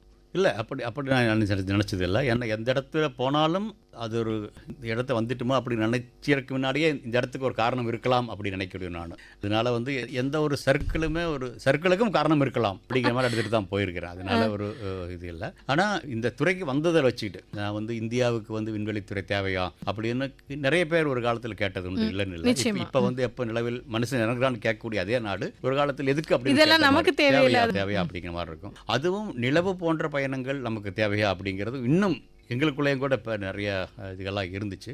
இருந்தாலும் அங்கேயும் கூட இதுவரைக்கும் பல நிலவுக்கு போயிருந்தாலும், நிலவில் இறங்கியிருந்தாலும், கல் மண்ணை கொண்டு வந்திருந்தாலும், அவங்க எல்லாம் செய்யாததை நம்ம செய்யலை அப்படின்னா நிலவுக்கு போகிறதுனால அர்த்தமே அர்த்தமே இல்லை. ஆனால் அவங்க பண்ண அளவுக்கு நமக்கு செலவு பண்ண முடியாது. அவ்வளவு பண வசதி இல்லை, அவ்வளவு ஆள் வசதிகள் கிடையாது. இருந்தாலும் அது பண்ணணும் அப்படிங்கிற வகையில் நம்ம திட்டத்தை வந்து வேற மாதிரி சிந்திச்சு பண்ணுவோம். அது வரைக்கும் யாருமே இது மாதிரி பண்ணாத வகையில் நம்ம கேட்போம். அப்போ முதல்ல நிறைய கேலியாக தான் இருக்கும். இதெல்லாம் பல நாடுகள் போய் கண்டுபிடிக்க முடியாத இடத்துக்கு நம்ம போகிறோம். அதன் வேற வழியில் போனாலும் கூட புதுசாக என்ன கண்டுபிடிச்சிட்டு போகிறேன் அப்படிங்கிற கேலி நிறைய இருந்துச்சு. அப்படி கேலியான இதெல்லாம் வரும்போது உங்க மனசு என்ன யோசிக்கும் சார்? பேசுறவங்க பேசட்டும், முன்னேறுவோன்னு போவீங்களா, இல்ல கொஞ்சம் ஒரு ஜர்க் இருக்குமா? இல்லை, அப்போ தான் சுவாமி விவேகானந்தருடைய ஒரு வாக்கியம் எனக்கு ஞாபகம் வரும். அவர் சொல்லுவார், ஒரு நல்ல காரியம் நீ போகிற அப்படின்னா முதல்ல உன்னை கேலி பண்ணுவாங்க, அப்புறம் உன்னை எதிர்ப்பாங்க, அப்புறம் உன்னை ஆமோதிப்பாங்க. Super sir. அப்படிங்கிற அந்த வார்த்தை எனக்கு இதாக இருந்துச்சு. ஆக கண்டுக்காம போனால் வேற விஷயம், உன்னை கேலி பண்ணுறாங்கனாலே உன்னை கண்டுக்கிறாங்கன்னு அர்த்தம். அருமை சார், இந்த இடத்துக்கு தான் கேள்வி. Super sir. கேலி பண்ணுறாங்க அப்படின்னாலே ஒரு கவனிக்கிறாங்க அப்படின்னு அர்த்தம். அப்போ அதனால உங்க என்ன ஆகுதுன்னா, இந்த கேலியை புறந்தள்ளுவதற்காக நம்ம செய்யணும் அப்படிங்கிற ஒரு ஆக்ரோஷம் நமக்கு வரும். அது வருது. இப்போ அதனால தான் கொஞ்சம் வேற மாதிரி மாற்றி சிந்திக்கிறோம், வேற மாதிரி செய்கிறோம். அப்படி வந்து பிஎஸ்எல்வி நிலவுக்கு போகணுங்கிறது யாரும் நம்பலை, நம்ம செய்கிறோம். அப்புறம் அது இல்லாமல் இவ்வளவு கருவிகள் எடுத்துகிட்டு போக முடியும் அப்படிங்கிற யாரும் நம்பலை, அதை நம்ம செய்கிறோம். அந்த கட்டமைப்பே பார்த்தீங்கன்னா கூட சர்வதேச அளவில் அது வரைக்கும் யாரும் அது மாதிரியான செய்யாதவன். அதுக்காகவே சர்வதேச விருதுகள் வாங்கிய முதல் செயற்கைக்கோளை நம்மளுக்கு உருவாகுது, மேலே அனுப்புறதுக்கு முன்னே. அந்த வகையில் போகக்கூடிய பாதை சரியாக தான் இருக்குது அப்படிங்கிற மாதிரி தான் நம்ம போகிறோம். அப்புறம் முதல் திட்டத்திலேயே நம்ம நிலவில் கொடி இறக்கணும் அப்படிங்கிறது வேறு மாதிரி சிந்திச்சு அதுவும் இது பண்ணுறோம். இது எல்லாம் பண்ணி நிலவில் நீர் இருக்கிறது அப்படிங்கிறத தாண்டி நிலவில் ஒரு சின்ன வகையில் வளிமண்டலம் கூட உருவாகுது அப்படிங்கிற வகையில் நாம் சொன்னது அறிவியலில் ஒரு பெரிய தாக்கத்தை உருவாக்குச்சு. ஆனால் இதை நோக்கி இதெல்லாம் கண்டுபிடிக்கிறதுக்காக பல கருவிகள் எடுத்துகிட்டு போவோம். முதல்ல நிலவில் நீர் இல்லை, நீரை கண்டுபிடிக்கிறதுக்கு பல கருவிகள் சிரிச்சாங்க. நிலவில் வளிமண்டலம் இல்லை, அந்த வளிமண்டலத்தில் ஏதாவது இருந்துச்சுன்னா என்ன அப்படின்னு பார்க்குற கருவி கொண்டு போகிறேன். இதெல்லாம் வேணுமா அப்படிங்கிற பல கேள்விகள் இருக்கத்தான் செஞ்சுச்சு, இல்லைன்னு சொல்ல. ஆனால் இது எல்லாம் தாண்டிட்டு நாம் எடுத்துகிட்டு போனோம். ஆனால் அப்போ கூட சொல்லுவாங்க, இப்போ வந்து இந்தியாவின் நிலவு மனிதன் அப்படின்னு என்னுடைய சில பேர் சொன்னாங்க. உண்மையில் அந்த முதல்ல வந்து அதை சொல்ல ஆரம்பிச்சவங்க, கேலியாக சொல்ல ஆரம்பிச்சவங்க அமெரிக்கர்கள். நிறைய பேர் தெரியாது. ஏன்னா அப்படி ஒரு காலத்தில் நீ செஞ்சிட்டீங்கன்னா உன்னை வந்து நிலவினுடைய மனிதர்னு நாங்கள் சொல்லிடுறோம் அப்படின்னு சொல்லுவாங்க. அதை வந்து அவர்கள் நிலவில் இறங்கி 50வது ஆண்டு விழா கொண்டாடின பொழுது கான்சுலேட் ஜெனரலை என்னை கூப்பிட்டு மயில்சாமி என்னாருன்னு சொல்லல, moon man of India Mayilsamy என்னாவது பேசுறார் அப்படின்னு தான் அறிவிச்சிருப்பாங்க. அப்படின்னு அறிவிச்சு அவங்க கூப்பிட்டு அவர்கள் இறங்கிய 50வது ஆண்டு விழாவை கொண்டாடுவதற்கு நம்முடைய இந்திய பள்ளி மாணவர்கள் கூப்பிடும் பொழுது கான்சுலேட் ஜெனரலை வச்சு அது அவங்க கொடுத்த இதுலேயே வந்து அதுதான் முதலாக அவங்க அங்கே தான் சொல்ல ஆரம்பிப்பாங்க. அதுதான் பின்னால் வர்ற மாதிரி இருக்கும். அந்த வகையில் நம்ம அந்த தொழிலில் ஒரு காலத்தில் நம்ம விட உச்சத்தில் இருந்தவங்க, நான் வகுப்பில் ஆரம்ப பள்ளியில் இருக்கும் பொழுது நிலவில் இறங்கினவங்க 50 வருடங்கள் கழித்து நம்மளை பெருமைப்படுத்துறாங்க அப்படிங்கிற பொழுது அது வந்து நம்முடைய அது கிட்டத்தட்ட அவங்களுடைய என்ன சொல்லுவாங்க, அவங்களுடைய புறக்கடையிலே சொல்லுங்கிறது உண்மையிலேயே மிகவும் ஒரு மனதுக்கு ஒரு பெருமை மிகுந்த உண்மை சார். அது இப்போ தாய் தன்னுடைய பிள்ளைய பாராட்டுறது அப்படின்றது வந்து வேற. ஆனா அதே நேரம் வந்து அடுத்தவங்க அந்த இடம் வந்து ரொம்ப பெரிய விஷயம். என்ன ஒரு இதுனா, அடுத்தவங்க பாராட்டுறதை விட யார் நம்மளால முடியாதுன்னு சொன்னாங்களோ அவங்க முன்னாடி அவங்க வாயால சொல்ல வைக்கிறதுன்றது வந்து ஒரு மிகப்பெரிய, சொல்ல போனா அது ஒரு வெறித்தனம் அப்படின்னு சொல்லலாம். உள்ள இருந்தாதான் அந்த கனல் இருந்துகிட்டே இருந்தாதான் வரும். பாரதி சொன்ன மாதிரி அது ஒரு அக்கினி குஞ்சு இருந்தாதான் தேடல் வரும். Super sir. பெருமைப்பட்டது நீங்க அந்த அமெரிக்கருடைய இதுல நீங்க உச்சரித்த தருணம். ஆனா அந்த சஞ்சலம்ன்றது இல்லவே இல்லைன்றீங்க. எந்த ஒரு இடத்துலயும் நீங்க வந்து யோசிக்கல ஏன் வந்தோம் அப்படின்ற. என்ன என்னுடைய வாழ்க்கை எனக்கு கற்றுக் கொடுத்த பாடம் அதுதான். எது வந்தாலும் ஏற்றுக்கொள்ள. அதாவது கவியரசு வைரமுத்து சொல்லுவாரு, நான் புத்தகத்தில் எழுதியிருப்பேன். அதாவது வந்து கிடைத்ததை விரும்புவது வெற்றியும்பாங்க. விரும்பியது கிடைத்தது சின்ன மிட்டாயிலிருந்து குழந்தைகள் அந்த பருவத்துக்கு தகுந்த மாதிரி விருப்பம் மாறும். அந்த விரும்பியது கிடைச்சிச்சுன்னா வெற்றி, நீட்டில் ஜெயிச்சிட்டேன், விரும்புகிற கிடைச்சிச்சு வெற்றி. ஆனால் என்னை பொறுத்தளவுக்கு விரும்பியது கிடைப்பதை வெற்றிங்கிறத தாண்டி கிடைத்ததை விரும்பியதும் வெற்றியாகும். கிடைத்ததை அது விரும்புறதுக்கு நம்ம மனசை பயிற்சி கொடுக்கறது கொஞ்சம் கஷ்டமா இருக்குவே சார். அது மாதிரி தான் நிறையா வரும். கிட்டத்தட்ட ஒரு புத்தகத்தில் கிட்டத்தட்ட 2 அத்தியாயம் அதை பற்றி எழுதியிருப்பேன். எனக்கு விரும்பினது கிடைக்கல, ஆனால் வேற ஒன்று கிடைச்சிருக்கு எனக்கு இல்லையா, அதை விரும்பினேன். ஒவ்வொரு முறையும் அப்படி தான் எனக்கு நடந்திருக்குது. கிட்டத்தட்ட பெரும்பாலான இடங்களில் வந்து நான் விரும்பிய எதுவுமே எனக்கு கிடைச்சிருக்கல. ஆனால் கிடைச்சதையெல்லாம் முழுசையாக நீங்க விரும்பக்கூடிய பக்குவத்தை கொண்டு அது வந்து மாதிரி ஆயிடுச்சு. வாழ்க்கை தடமே எனக்கு அப்படி தான் அந்த மாதிரி ஆயிருச்சு. அது எப்படி உங்க குடும்பத்துல அப்படி சொல்லி வளர்த்தாங்களா இல்ல உங்களுடைய இயல்பே அப்படி ஆயிருச்சா? இல்லை, என்னை பொறுத்தளவுக்கு இயல்பே இப்போ ஒரு கூட்டு குடும்பமா நிறைய அண்ணன் தம்பி தங்கச்சி அப்படிலாம் இருக்கிற இடத்துல இப்போ நமக்கு ஒரு பொருள் பிடிச்சிருக்கு அப்படின்னா கூட நமக்கு கிடைக்கிறதுக்கு வாய்ப்பு இருக்காது. ஆனா நீங்க சொல்ற மாதிரி அது வேற ரூபத்துல மாறி கடைசியா இத்தினூண்டு வந்து சேரும்போது அப்பா இதுவாது கிடைச்சிச்சு அப்படின்னு விரும்ப ஆரம்பிக்கும். நான் வந்து இளம் வயதில் ஒரு பிடிவாதக்காரனாக தான் இருந்திருக்கேன், இல்லைன்னு சொல்லல. நான் அப்பா அம்மா கிட்ட வந்து 3 கால் சைக்கிள் வேணும் கேட்கறதோ, பொம்மைகளை ஏதாவது தேர் திருவிழா எல்லாம் அது வாங்கி கொடுக்குன்னு சொல்றதோ, அதுதானே சார் குழந்தை மனசு. அப்படியே இருந்திருக்கு. ஆனால் இருந்தாலும் கூட கொஞ்சம் தள்ளி எனக்கு புரிதல் வந்த மாதிரி தெரியுது. ஏன்னா இது கிடைச்சதெல்லாம் எனக்கு விரும்பி வாங்கி கொடுத்துருக்காங்க. ஆனால் அதை வாங்கி கொடுக்கறதுக்கு அது மற்றவங்க கஷ்டப்பட்டுருக்காங்க. நான் மகிழ்ச்சி அடைஞ்சிருக்கலாம். என்னுடைய மகிழ்ச்சிக்கு பின்னால இன்னொருத்தருடைய சிரமங்கள் இருக்கு. அதை வந்து ஒரு கட்டத்தில் அப்பவே நான் புரிஞ்சுட்டு நினைக்கிறேன். உங்களுக்கு இது எப்போ புரிய வந்து அதுதான் நான் வந்து கிட்டத்தட்ட 4ஆம் வகுப்பு 5ஆம் வகுப்பு படிக்கும்போது அந்த புரிதல் வந்துடுச்சுன்னு நினைக்கிறேன். அதைத்தான் பதிவு பண்ணியிருப்பேன். ஏன்னா அப்பா வந்து ஆசிரியர் இருந்தாலும் இது மாதிரியான இதுகளுக்கு செலவு பண்ண அப்படிங்கிற என்ன பண்ணுவார்னா, மாலை நேரங்களில் அவர் வந்து தையல் வேலை செய்வார். அப்போ இதெல்லாம் எனக்கு புரிஞ்சாம பிறகு நான் என்ன பண்ணுவேன், அப்பா உட்காந்து காஜா எடுக்கிறது தையலுக்கு அவருக்கு உதவ ஆரம்பிப்பேன். நீங்களா? நான் ஆரம்பிச்சேன். நான் 4ஆம் வகுப்பு படிக்கும் போதே ஆரம்பிச்சிருக்கேன். அது மாதிரி அப்புறம் சின்ன சின்ன இது தைக்க கூட ஆரம்பிப்பேன். நான் அப்போ ஒரு ஏதோ ஒன்று ஜாக்கெட் தைச்சாங்கன்னா 75 பைசா வருது அப்படின்னா எனக்கு 5 பைசா அதில், ஏன்னா உங்க வேலை அதில் இருக்கு அப்படிங்கிற மாதிரி கொடுப்பார். அதை எடுத்து வச்சு சேமிக்க ஆரம்பிப்பேன்.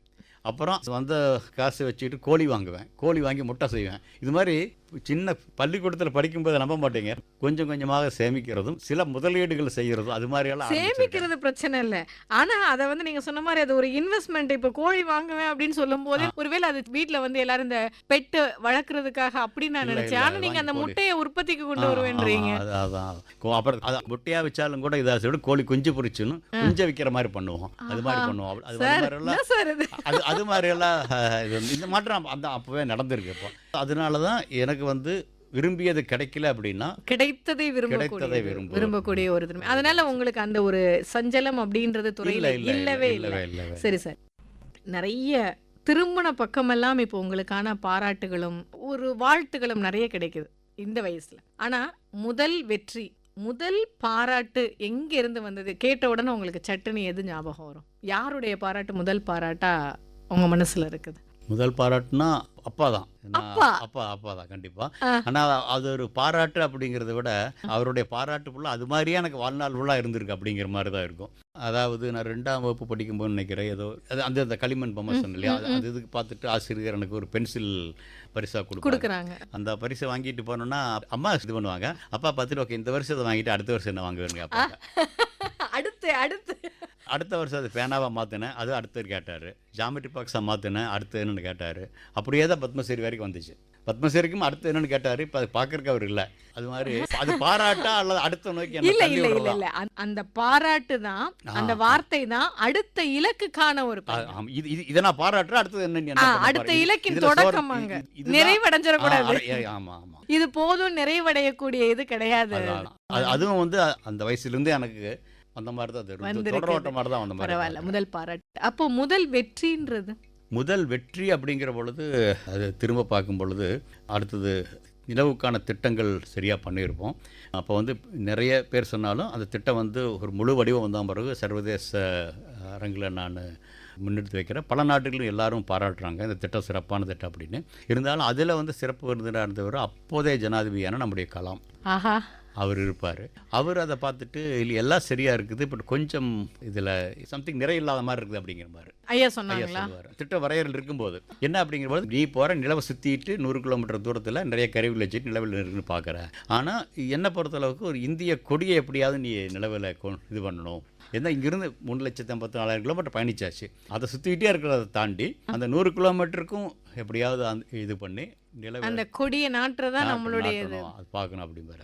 ஏன்னா இது வந்து நம்ம மற்றவங்க நிறைய ஒத்துக்கிட்டு திட்டத்தை வேறு கொண்டு வந்த பிறகு திருப்பி அதிலிருந்து 100 கிலோமீட்டர் இது பண்ண போனோம்னா இந்த கருவியெல்லாம் வச்சுட்டு போகிறது அப்போ இருக்கக்கூடிய அறிவியல் தொழில்நுட்ப பிரகாரம் முடியாது. ஆனால் ஐயா அப்படி சொல்லிட்டாரு, இதை செய்யணும் அப்படிங்கிறது. நான் மட்டும் தனியாக செய்கிறது இல்லை, குழுவோடு சேர்ந்து பார்க்கும் பொழுது எல்லாரும் சொல்லிட்டாங்க, நீ முதல்ல சும்மா போனான்னு இருந்தோம், நிறைய கருவிகள் வச்சுட்டு போகணும், மற்றவங்க செஞ்சதை தாண்டி பண்ணணும்னு நிறைய கொண்டு வந்துட்டோம். இப்போ எல்லாரும் திட்டத்தை எல்லாரும் சரின்னு சொல்கிறாங்க. இப்போ கலாம் ஐயா அப்படி சொல்கிறாரு, 2ல் 1 எடுத்துக்கோ, 2 பண்ண முடியாது அப்படின்னாங்க உங்களுடைய குழுவினர். என்னுடைய குழுவினர். ஆனால் கொடி இறக்குறது சிறப்பாக இருக்கும், ஆனால் ஏதாவது கண்டுபிடிச்சி கொடி இறக்கணும். கொடியை மட்டும் இறக்கணும், அது மட்டும் நல்லா இருக்காது. கலாம் சொன்ன பிறகு நம்ம கொடி இறக்காமல் இருந்தாலும் நல்லா இருக்காது. 2 பண்ணி ஆகணும். அதுக்காக குழுவினர் நிறைய போராட்டம் இருந்துச்சு. அப்புறம் முடிவாக நாங்கள் எங்கள் திட்டத்தை உருவாக்கி கொண்டு வந்திருப்போம். அதை கொண்டு வந்துட்டு நவம்பர் 14, 2008 அப்போ தான் அக்டோபர் 22 நம்ம அனுப்பினாலும் கூட நவம்பர் 14 தான் அந்த திட்டத்தெல்லாம் நம்ம கொண்டு வந்து கலாம் சொன்னபடி உடைய ஒரு மூவர்ண கொடியில் வச்சுக்கிட்டு 35 கிலோ எடைகளில் ஒன்று மட்டும் தனியாக பிரிஞ்சு போய் அது நிலவில் மோதிர மாதிரியும், அப்புறம் இருக்கக்கூடிய காலகட்டங்களில் 14 கருவிகளும் சுற்றிட்டு வரோம். ரெண்டையுமே சேர்த்து செஞ்சு பண்ணுவோம். அப்போது இது பண்ணிவிட்டு நவம்பர் 14 அன்னைக்கு அதே மாதிரி மூவர்ண கொடியுடன் அது போய் இறங்குது. அது இறங்கக்கூடிய அந்த தருணத்தை நான் பார்த்துக்கிட்டு இருக்கிறேன் என்னோடய குழுவினர் சேர்ந்து. பின்னாடி ஒரு இதே மாதிரி கண்ணாடி தடுப்பு தான், பின்னாடி கலாம் ஐயா இருக்காங்க. அவங்களாம் பார்த்துட்டு இருக்கும் பொழுது அது கீழே விழுகும் பொழுது அப்போவே ஒரு சமிக்கை எனக்கு தெரியுது, நிலவில் ஒரு வளிமண்டலம் இருப்பதும் அந்த வளிமண்டலத்தை நிறுத்த விலகி இருப்பதற்கான வாய்ப்புகளும் இருக்கிறத நாம் இப்போவே நம்மளுக்கு தெரியுது. அது தெரிஞ்ச பிறகு உண்மையே இதாக இருக்குது. ஏன்னா அந்த திட்டத்துக்கான ஒரு இது வந்து கலாம் ஐயா கொடுத்தது தான். கொடியோட எனக்கு வெறும் கொடியோட பண்ணலாம், வெறும் கொடியோட தேவையில்லை அப்படின்ட்டு அதில் இன்னொரு மாஸ் ஸ்பெக்ட்ரா மட்டும் இன்னொரு கருவி நாம் வைக்கிறோம். அந்த கருவி தான் நிலவில் வளிமண்டலம் இருப்பதற்கான வாய்ப்பை நமக்கு அனுப்புது. அப்போ அதை சொல்லி அதை பார்த்து உண்மையாக எனக்கு மகிழ்ச்சியாக இருக்கு. சந்தோஷமா, எவ்வளோ ஒரு சந்தோஷமா இருந்திருக்கு. எப்படி சார் இருந்தது அந்த நீங்க சொல்லக்கூடிய அந்த ஃபிராக்ஷன் ஆஃப் செகண்ட்? ஒரு படபடப்போட இருந்திருப்பீங்க. இருந்தாலும் நம்ம பார்த்தது சரிதானா அப்படின்னு பார்க்கறதுக்காக இன்னொரு முறை அந்த டேட்டாவை ரீரன்னு பார்க்குறேன். எல்லாரும் மற்ற பக்கம் பெயிண்ட் இருக்கிறாங்க. முடிச்ச பிறகு வெளியே வந்துட்டு நான் சொல்ல போகிறது இதுக்காக தான், ஐயாவுக்கு தெரிஞ்சிருச்சு என்னவா பார்த்துட்டா அப்படின்ட்டு. ஆனால் சுற்றி எல்லாம் நிருபர்கள் இருக்காங்க, அதை வந்து உடனே சொல்லக்கூடாது. ஏன்னா மற்ற அறிவியலாளர்களுடைய எல்லாம் ஆலோசித்து பார்த்தது சரிதான் அப்படிங்கிறத பல பார்த்து சொல்லணும். அதனால கண்டுபிடிப்பு உடனே சொல்லக்கூடாது. அவருக்கு புரிஞ்சிருச்சுன்னு நினைக்கிறேன். நான் போனதையும் என் அப்பாவுடைய அதே வார்த்தை, அடுத்தது என்ன, வாட் நெக்ஸ்ட் அப்படிம்பாரு. இன்னொரு தந்தையாக வாட் நெக்ஸ்ட் அப்படிங்கிறார். உண்மையிலேயே கிரேட் சார். அவர் ஒத்துக்கிட்டதும் அடுத்தது என்ன அப்படின்னு போகிற மாதிரி இருக்கும். அதுதான் சந்திரயான் 2, 3 இப்போ 3-4 வருது அப்படின்னா அதற்கான புள்ளி அந்த இடத்துல அங்கேருந்து தொடங்கி இருக்குது. பரவாயில்ல, நிச்சயமா அது ஒரு வெற்றியின் தொடக்க புள்ளி. அது நீங்க சொல்லும் போதே எங்களுக்குலாம் வந்து ஒரு படபடப்பு இருக்கு. நீங்க எப்படி சார் அந்த ரூம்ல இது நான் இப்போ சொல்லிட்டு தான் கூட இதனுடைய இன்னொரு தாத்பரியம் என்ன அப்படின்னா, கலாம் வந்து எவ்வளவோ இளைஞர்களுக்கு அவர் ஒரு திருப்பு முனையாக இருந்திருக்கார். ஐயா கலாம் அவர்களே டேர்னிங் பாயிண்ட்ஸ் அப்படின்னு அவருடைய வாழ்க்கையில் திருப்பு முனைகள் அப்படின்னு ஒரு புத்தகம் எழுதியிருக்கு. அந்த புத்தகத்தில் பட்டியலிட்டதில் இதையும் பட்டியலிட்டிருக்காரு. இந்த இடத்தையும் இந்த சம்பவத்தையும் இவங்க எல்லா திட்டத்தோட முழு திட்டம் கொண்டு வந்துட்டாங்க. அந்த திட்டத்தை சர்வதேச அரங்கில் ஒப்படைக்கிறாங்க. ஒப்படைச்சு இருந்தாலும் கூட நான் இது மாதிரி ஒன்று சொல்கிறேன். இந்த ஒரு யோசனை சொன்னதையும் இந்த யோசனையை அவங்க வேணான்னு எடுத்துட்டு போயிருக்கலாம். செயல்படுத்தி அதனால நிலவில் நீர் இருக்கிறது வந்துச்சு. இப்போ வந்து இந்த கண்டுபிடிப்பில் எனக்கும் ஷேர் இருக்குது அப்படின்னு எனக்கும் அப்படின்னு அவர் சொன்னார் இல்லையா? அது எனக்கு உண்மையாக இதாக இருந்துச்சு. அப்போ தான் நான் சொல்லுவேன், இந்த ஷேர் அப்படிங்கிறத பங்கு அப்படின்னு. அப்போ தான் நான் சொல்லுவேன் அவர்கிட்ட, தப்பாக நினச்சிக்காதீங்க, நீங்கள் ஷேர் கேட்கும் பொழுது நீங்கள் எங்களுக்கு பங்காளி ஆகிட்டீங்க. வேடிக்கையாக சொல்லுவேன், குறும்பக்காரையா அப்படின்னு தட்டி கொடுத்து போவார் அவர். ஆக அதுவும் பதிவாயிருக்கு. அவருடைய வாழ்வியலை பார்த்து வளர்ந்து அடுத்து வந்த தலைமுறையா இருந்தா கூட அவர் இந்த சம்பவத்தை அவர் குறிப்பிட்டிருக்கிறாரு. அதுவும் எனக்கும் இடம், அது பெரிய விஷயம் இல்ல சார். இந்த ஒரு சாதனை நடக்கிறதுக்கு ஆரம்பமே அவர் தான். ஆணிவேர் அங்க அவர் சொல்லலைன்னா நீங்க தேசிய கொடியை பத்தி நம்ம யோசிச்சிருக்கவே நடக்கிறதுக்கு மூல காரணம். ஆனா அவர் எனக்கும்ன்ற வார்த்தையை சொல்லியிருக்கிறாருன்னா அவையடக்கம் எவ்வளவு தேவை அப்படின்றத இல்லையா? நான் சொல்லித்தான் செஞ்சா அப்படின்னு இல்லை, இது வந்திருக்கு அப்படிங்கிற அது பெரிய விஷயம். அதுதான் பெரியவங்க கிட்ட இருந்து நாம எடுத்துக்கக்கூடிய விஷயங்கள்ல நீங்க சொன்னது இப்ப ரொம்ப குறிப்பிட வேண்டிய ஒரு விஷயம். நிறைய உங்களுடைய அந்த பயணம் அப்படின்னு பார்க்கும்போது எப்படி மங்கள்யான் ஒரு டேர்னிங்கை நம்ம இது பண்றோமோ அது மாதிரி ஒவ்வொரு இடத்துலையும் நீங்க வந்து சுவாரஸ்யமா கொண்டு போயிட்டு இருக்கீங்க சார். இப்போ அதுதான் என் வாழ்க்கையில் எந்த இடமே வந்து காரணம் இல்லாம வராது அப்படின்னு நீங்க சொல்லிட்டீங்க. நீங்க சொன்னீங்க நிலவு மனிதன் அப்படின்ற ஒரு, அதுவும் எங்கிருந்து அந்த பேரை வாங்கியிருக்கோன்றதே பெருமை. ஆனா நிறைய படிக்கிறோம், வானம் நம்ம கைகளுக்குள்ள, நம்ம மனசுல வந்து நம்பிக்கை வைக்கலாம் அப்படின்னு நிறைய படிக்கிறோம், எழுதுறோம், அதெல்லாம் வேற. ஆனா உங்க மனசுக்குள்ள எப்போ இந்த வானம் வசப்படும் அப்படின்றத நீங்க பதிவு பண்ணி வச்சுக்கிட்டீங்க? ஏன்னா நிறைய கேள்விகள் இருக்கும், முடியுமா அப்படின்னு. ஆனா நீங்க வசப்படும்னு நினைச்சிருந்தா மட்டும்தான் இன்னைக்கு அதை செஞ்சு காமிச்சிருக்க முடியும். எப்போ சார்? அதான் திரும்ப கோதவாடி கிராமத்துக்கே வர்றேன். நான் சொன்னேன் இல்லையா, முதல்ல என்னுடைய 10 வருஷம் வரைக்கும் ஊரில் தெருவிலுக்கும் கூட இல்லை அப்படிங்கிற பொழுது, அதனால நிலா வெளிச்சத்தில் விளையாடுறதுக்கு வாய்ப்புகள் மிக அதிகம். அது இல்லாமல் தை மாதங்களில் பார்த்தீங்கன்னா நிலாச்சோறு அப்படின்னு சொல்லிட்டு தான் விளையாடுவோம். கிட்டத்தட்ட நிலா வந்து எங்களுக்கு ஒரு விளையாட்டு தோழன் மாதிரி இருந்துச்சு. அம்புலி காட்டி சாப்பாடு கொடுத்தாங்க, நீங்க விளையாட கூப்பிடுறீங்க. அது மாதிரி தான் இருந்துச்சு. கிட்டத்தட்ட ஒரு விளையாட்டு தோழன் மாதிரி தான் இருக்கிற மாதிரி இருந்தது. அதனால இது பெரிய அன்னியை நான் பார்க்கல. அதே மாதிரி கோதவாடி குளத்தில் வந்து திலவை நாங்கள் பார்க்குறோம் இல்லையா, தண்ணியில விளையாடுறது, அதெல்லாம் பார்த்து நம்ம மகிழ்றோம். அதை கல் எடுத்து போகிறோம்னா அது ஆடுது அப்படிங்கிற மாதிரி எல்லாம் இது பேசுகிறோம். கிட்டத்தட்ட ஒரு தூரத்தில் இருக்க ஒரு நண்பன் மாதிரி தான் நிலவு இருந்த மாதிரி ஒரு பழக்கம் இல்லையா. அந்த அந்த உறவை திரும்ப கொண்டு வந்து பின்னால் பார்த்தீங்கன்னா அது மாதிரி தான் அது இருந்திருக்கு. அதனால் அந்த நிலவை மற்றவங்க புரிஞ்சுக்கலையோ அப்படிங்கிறது அறிவியல் ரீதியாக நான் பின்னால் பார்க்குறேன். ஏன்னா அந்த நிலவு வந்து பாலைவனம் அப்படிங்கிற மாதிரி பின்னால் சொல்லிடுவாங்க. 60-70 கிழங்க போனாங்க கூட அதுக்கு அமெரிக்கா வந்து ரஷ்யா வந்து எல்லாம் அறிவிச்சிருவாங்க. ஆக அந்த நிலவு சரியாக புரிந்து கொள்ளப்படவில்லையோ அப்படின்னு உங்க மனசுல தோணுது. இப்போ இதைத்தான் அறிவியல் ரீதியாக நான் பார்க்குறேன். அறிவியல் ரீதியாக கூட புரிஞ்சு கொள்ளப்படவில்லை அப்படி. ஏன்னா ஒரு பக்கம் நமக்கு பக்கத்தில் இருக்கிற ஒருத்தர் மாதிரி இருக்குது, இந்த பக்கத்தில் இருக்கிறவர் அவங்க ஒன்றுமில்லை மற்றவங்க சொல்லும் பொழுது அவங்க சரியாக புரிஞ்சுக்காமல் இருப்பாங்களோ, அதனால அவங்களுக்கு இதை புரிய வைக்க வேண்டிய அவசியம் இருக்குமோ. அது மாதிரி ஒரு இது பார்த்தீங்கன்னா ஒரு பக்கம் அறிவியலும் இருக்கலாம், இன்னொரு பக்கம் இது மாதிரியான நட்பு வாஞ்சை என்னன்னு சொல்லலாம், அதுவும் கலந்து. இது மனசால நெருங்கக்கூடியது, அது அறிவார்த்தத்தால பார்க்கக்கூடியது. அந்த ஒரு எண்ணம் இருக்கும் போதே நீங்க நினைச்சிட்டீங்க கண்டிப்பா வானம் வசப்படும் அப்படி. நீங்க ஏன்னா அந்த தெருவிளக்கு இல்லாத எங்களுக்கு ஒரு இல்லை அப்படிங்கிற குறையா தெரியல. தெருவிளக்கு இல்லாதனால நாங்க அந்த நட்சத்திரங்களோடும் நிலவோடும் அது இல்லாம போனதுனாலதான் உங்களோட அது உண்மை சார். இன்னைக்கு நமக்கு எல்லாமும் இருந்தும் நம்ம எத்தனை பேர் இயற்கையை ரசிக்கிறோம்.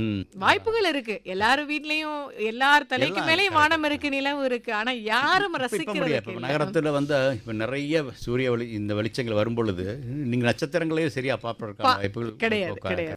உங்களுடைய வாழ்வியல் பயணத்துல இது வந்து துறை சார்ந்த மட்டும் இல்ல, உங்களுடைய ஒரு பர்சனல் லைஃப்லயும் சரி, ஒரு கடினமான சூழல்னு வரும்போது அதை நீங்க எப்படி சார் கடந்து வந்திருக்கீங்க? இல்லை, கடினமான சூழல் அப்படிங்கிறத வந்து எல்லாருக்கும் இருக்கும். அந்த இடத்துல ஒரு சாதாரண மனிதர் கடந்து வர்றது வேற. இப்போ நீங்க இத்தனை பொறுப்புகளை வந்து தாங்கிட்டு இருக்கீங்க. இந்த இடத்துல ஒரு சூழல் கடக்கிறது அப்படின்றதுக்கு வந்து நீங்க நிறைய பிரயத்தனம் எடுக்கணும். அதுக்கு நீங்க என்ன செய்றீங்க சார்? எனக்கு வந்து அது மாதிரி தெரியல, இதுவும் கடந்து போகும் அப்படிங்கிற மாதிரி எடுத்து உங்க மனசுல அப்படி வச்சுப்பீங்க. சரி, அதை கடந்து போகிறதுக்கு அந்த போற வரைக்கும் அந்த நேரம் உங்களுடைய அலுவல்களோ இல்ல உங்களுடைய சிந்தனைகளோ வந்து டிஸ்டர்ப் ஆகாதா சார்? இல்ல, அது மாதிரி முதல்ல சொன்ன மாதிரி தான். என்ன ஆகுதுன்னா, ஒரு இடத்துக்கு போறோம், இடது வலது, இடதுங்கிற ஒன்று என்னுடைய சாய்ஸா இருக்கலாம், எனக்கு நிர்ணயிக்கப்பட்டதா இருக்கலாம். இது ரெண்டு இருந்தாலும் அது ஒரு காரணம் அப்படிங்கிறது எனக்கு சின்ன வயசுலேருந்தே எனக்கு என்னமோ அப்படியே வந்த மாதிரி தான் நான் திரும்ப பார்க்குறப்போ. அதனால ஏற்றுக்கொள்ளக்கூடிய ஒரு மனநிலையவே ஆமா கிட்டத்தட்ட இருக்கிற மாதிரி தான் நான் பார்க்குறேன். அதனால கடந்து வர்றது ரொம்ப எளிதா இருக்கு. சரி, அப்படி சொல்லும் போது கண்டிப்பா உங்களுக்கு சோர்வு அப்படின்ற ஒரு விஷயம் வர்றதுக்கான வாய்ப்பே இல்லை இல்லையா? எங்கேயாவது ஒரு இடத்துல தோல்வியை நீங்க சந்திச்சிருக்கீங்களா? நீங்க ஒரு பிளான் பண்றீங்க, அதுக்கான செயல்பாட்டிலையும் நீங்க இறங்குறீங்க, இது நல்லா வரும் அப்படின்ற ஒரு முழு நம்பிக்கையோட தான் இறங்கியிருக்கீங்க, ஆனால் சில நேரம் இந்த பிரபஞ்சம் நமக்கு மாற்று இதையும் கொடுக்கும், அப்படி ஏதாவது இருந்திருக்கு? அதாவது இப்போ பார்த்தீங்கன்னா துறை சார்ந்த மாதிரி தான் இருந்துச்சு. இப்போ எனக்கு முன்ன யாரும் செஞ்சதை விட என்னை பொறுத்தளவுக்கு அதிகமான செயற்கைக்கோள் அனுப்புனதும் சரி, அந்த செயற்கைக்கோள்லேயே இந்தியாவுக்கு புகழ் வரக்கூடிய செயற்கைக்கோள்களை செஞ்சதும் சரி, அதில் என்னை பொறுத்தளவுக்கு அது வரைக்கும் வந்த எல்லாத்தையும் விட சிறப்பான வாய்ப்பு எனக்கு கிடைச்சிருக்கு. நான் செஞ்சுன்னு சொல்றது வாய்ப்பு எனக்கு கிடைச்சிருக்கு. அதுலதான் சார் உங்களுடைய வெற்றி. அந்த வாய்ப்புகள் நான் சரியா பயன்படுத்தி இருக்கிறேன். அதனால வந்து எனக்கு முன்ன வரைக்கும் என்னுடைய பதவியில் இருந்த யாருக்குமே 60வது வயதில் ஓய்வு கொடுக்கப்படல. அதனால அவங்க எல்லாத்தையோட சிறப்பாக செஞ்சுருக்கிறேன். அப்புறம் அந்த சமயத்தில் இருந்தவங்க யாருமே பத்மஸ்ரீ வாங்கினவங்க யாருமே இந்திய விண்வெளி காலத்தில் நான் 60 வயது ஆகும்போது யாரும் இல்லை. நான் ஒருத்தன் தான் வாங்கியிருக்கேன். அதுவும் கூட 2-3 வருஷம் பண்ணி வாங்கிட்டேன். கிட்டத்தட்ட இளம் வயதில் வாங்க மாதிரி வச்சுங்களேன். இப்படி பல தகுதிகள் எனக்கு இருந்திருக்கு. சர்வதேச அளவில் அதிகமாக தெரியப்பட்ட ஒரு பெயர் அப்படின்னா கண்டிப்பாக அதுவும் என்னுடைய பெயர் மாதிரி தான் இருந்துச்சு. அது இல்லாமல் நிறைய இளம் பொறியாளர்கள் விஞ்ஞானி எல்லாமே எங்கூட சகஜமாக எந்த இது இல்லாமல் பழகுவாங்க. அது மாதிரி நிறைய நடந்திருக்கு. நிறைய செயற்கைக்கோள் செஞ்சுருக்கேன், சிறப்பான செயற்கைக்கோள் செஞ்சுருக்கிறேன், நிறைய பரிசுகள் வாங்கியிருக்கிறேன். அப்புறம் இது எல்லாத்தோட கம்மியாக இருந்தவங்க எல்லாரும் கூட எனக்கு முன்னால் யாருமே 60 வயதில் ஓய்வு வரல. அப்படி இருக்கும் பொழுது நான் வந்து எனக்கு ஓய்வு 60 வயதில் இருக்க போகிறது இல்லை அப்படிங்கிற மாதிரி தான் இருக்கும். சந்திரயான் 2 வந்து கிட்டத்தட்ட முடிச்சிட்டேன். அதனுடைய லான்ச் நான் இருக்க வேண்டிய அவசியம் இருக்கும் அப்படிங்கிற மாதிரி கொடுப்பேன் அனுப்பேன். ஆனால் எனக்கு தெரியாது 15 நிமிஷத்துக்கு முன்னால் தான் தெரியும் எனக்கு பதவி நீட்டிப்பு இல்லை அப்படிங்கிறது. ஆனா அந்த இது முடியல. அது முடியல. அது வரைக்கும் என்னை விட குறைப்பாக செஞ்சவங்க எல்லாத்துக்கும் கூட கொடுத்துருக்காங்க. எனக்கு பதவி நீட்டிப்பு கொடுக்கப்படல. அப்புறம் எனக்கு ஒரு அந்த அன்னைக்கு அந்த இடம் எனக்கு ஒரு வலி மிகுந்த ஏன்னா அந்த அடுத்த நாளை வந்து சந்திக்கிறது எனக்கு கொஞ்சம் கஷ்டமா தான் ரொம்ப இருந்துச்சு. உண்மையில சார் அது எல்லாருக்கும் இருக்கும். அது எப்படி அந்த தருணத்தை எப்படி சார் நீங்க கடந்தீங்க? இல்லை திரும்ப எனக்கு வந்தது என்ன அப்படின்னா, இதுக்கும் ஒரு காரணம் இருக்கும். திரும்ப அப்படி தான் எடுத்துட்டு நான் திரும்ப பார்த்தேன்னா அதுக்கு ஒரு காரணம் இருக்கும் அப்படின்னு தான் எடுத்துட்டு நான் என்னுடைய பயணத்தை தொடர்ந்துட்டு இருக்கேன். இந்த பக்குவம் வர்றதுக்கெல்லாம் ரொம்ப பயிற்சி வேணும் சார் முதல்ல. ஏன்னா நெக் ஆஃப் த மொமெண்ட்ல நீங்க சொல்றீங்க 15 மினிட்ஸ் அப்படின்னு சொல்றீங்க. யோசிக்கிறதுக்கான அவகாசம் எடுத்துக்க கூட முடியாத ஒரு சூழல் அது. ஆனா இதுக்கும் ஒரு காரணம் இருக்கும்னு சொல்றீங்க பாத்தீங்களா? அப்படிதான் நினைச்சிருப்பாங்க. ஏன்னா இதுக்காக வந்து எனக்கு நிறைய ஊடக நண்பர்கள் நிறைய பேர் இருப்பாங்க. அவங்க கூட அடுத்த நாளே படையெடுத்தாங்க. என்ன சுட சுட செய்திகள் வரும் அப்படி இருக்கா வந்திருப்பாங்கன்னு நினைக்கிறேன். கண்டிப்பா. ஆனா நான் அப்படி சொல்லலை. நான் அப்படி என்ன வேற ஏதாவது காரணம் இருக்கலாம், அவங்களுக்கு வேற ஏதாவது இருக்கலாம், எனக்கு வேற ஏதாவது பணி இருக்கலாம் அப்படிங்கிற மாதிரி தான் நான் அது அப்படி எடுத்துக்கிட்டதுனால சார் இன்னைக்கு வரைக்கும் உங்க பணியில வந்து ஒவ்வொரு நிமிடத்தையும் நீங்க பயனுள்ளதா ஆமா. இப்ப நான் உட்கார்ந்து பேசுறேன்னா இது வந்து நான் விண்வெளித்துறையில இருந்ததுன்னா முடியாது இல்லையா?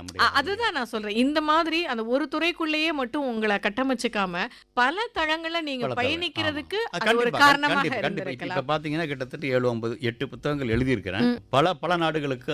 இப்ப வந்து நான் வந்து அரசு கேட்டு தான் போகணும் அவசியம். முதல்ல அப்படி அது மாதிரியா இல்ல என்ஓசி வேணும் நமக்கு. அது இல்லாம பல பணிகள்ல இருக்கிறேன். இப்ப கிட்டத்தட்ட பாத்தீங்கன்னா காலையில பேசிட்டு வந்தேன். நான் ஏர்முனை முதல் போர்முனை வரை பல அங்கங்கள்ல நான் இன்னைக்கு பணியாற்றிட்டு இருக்கிறேன்.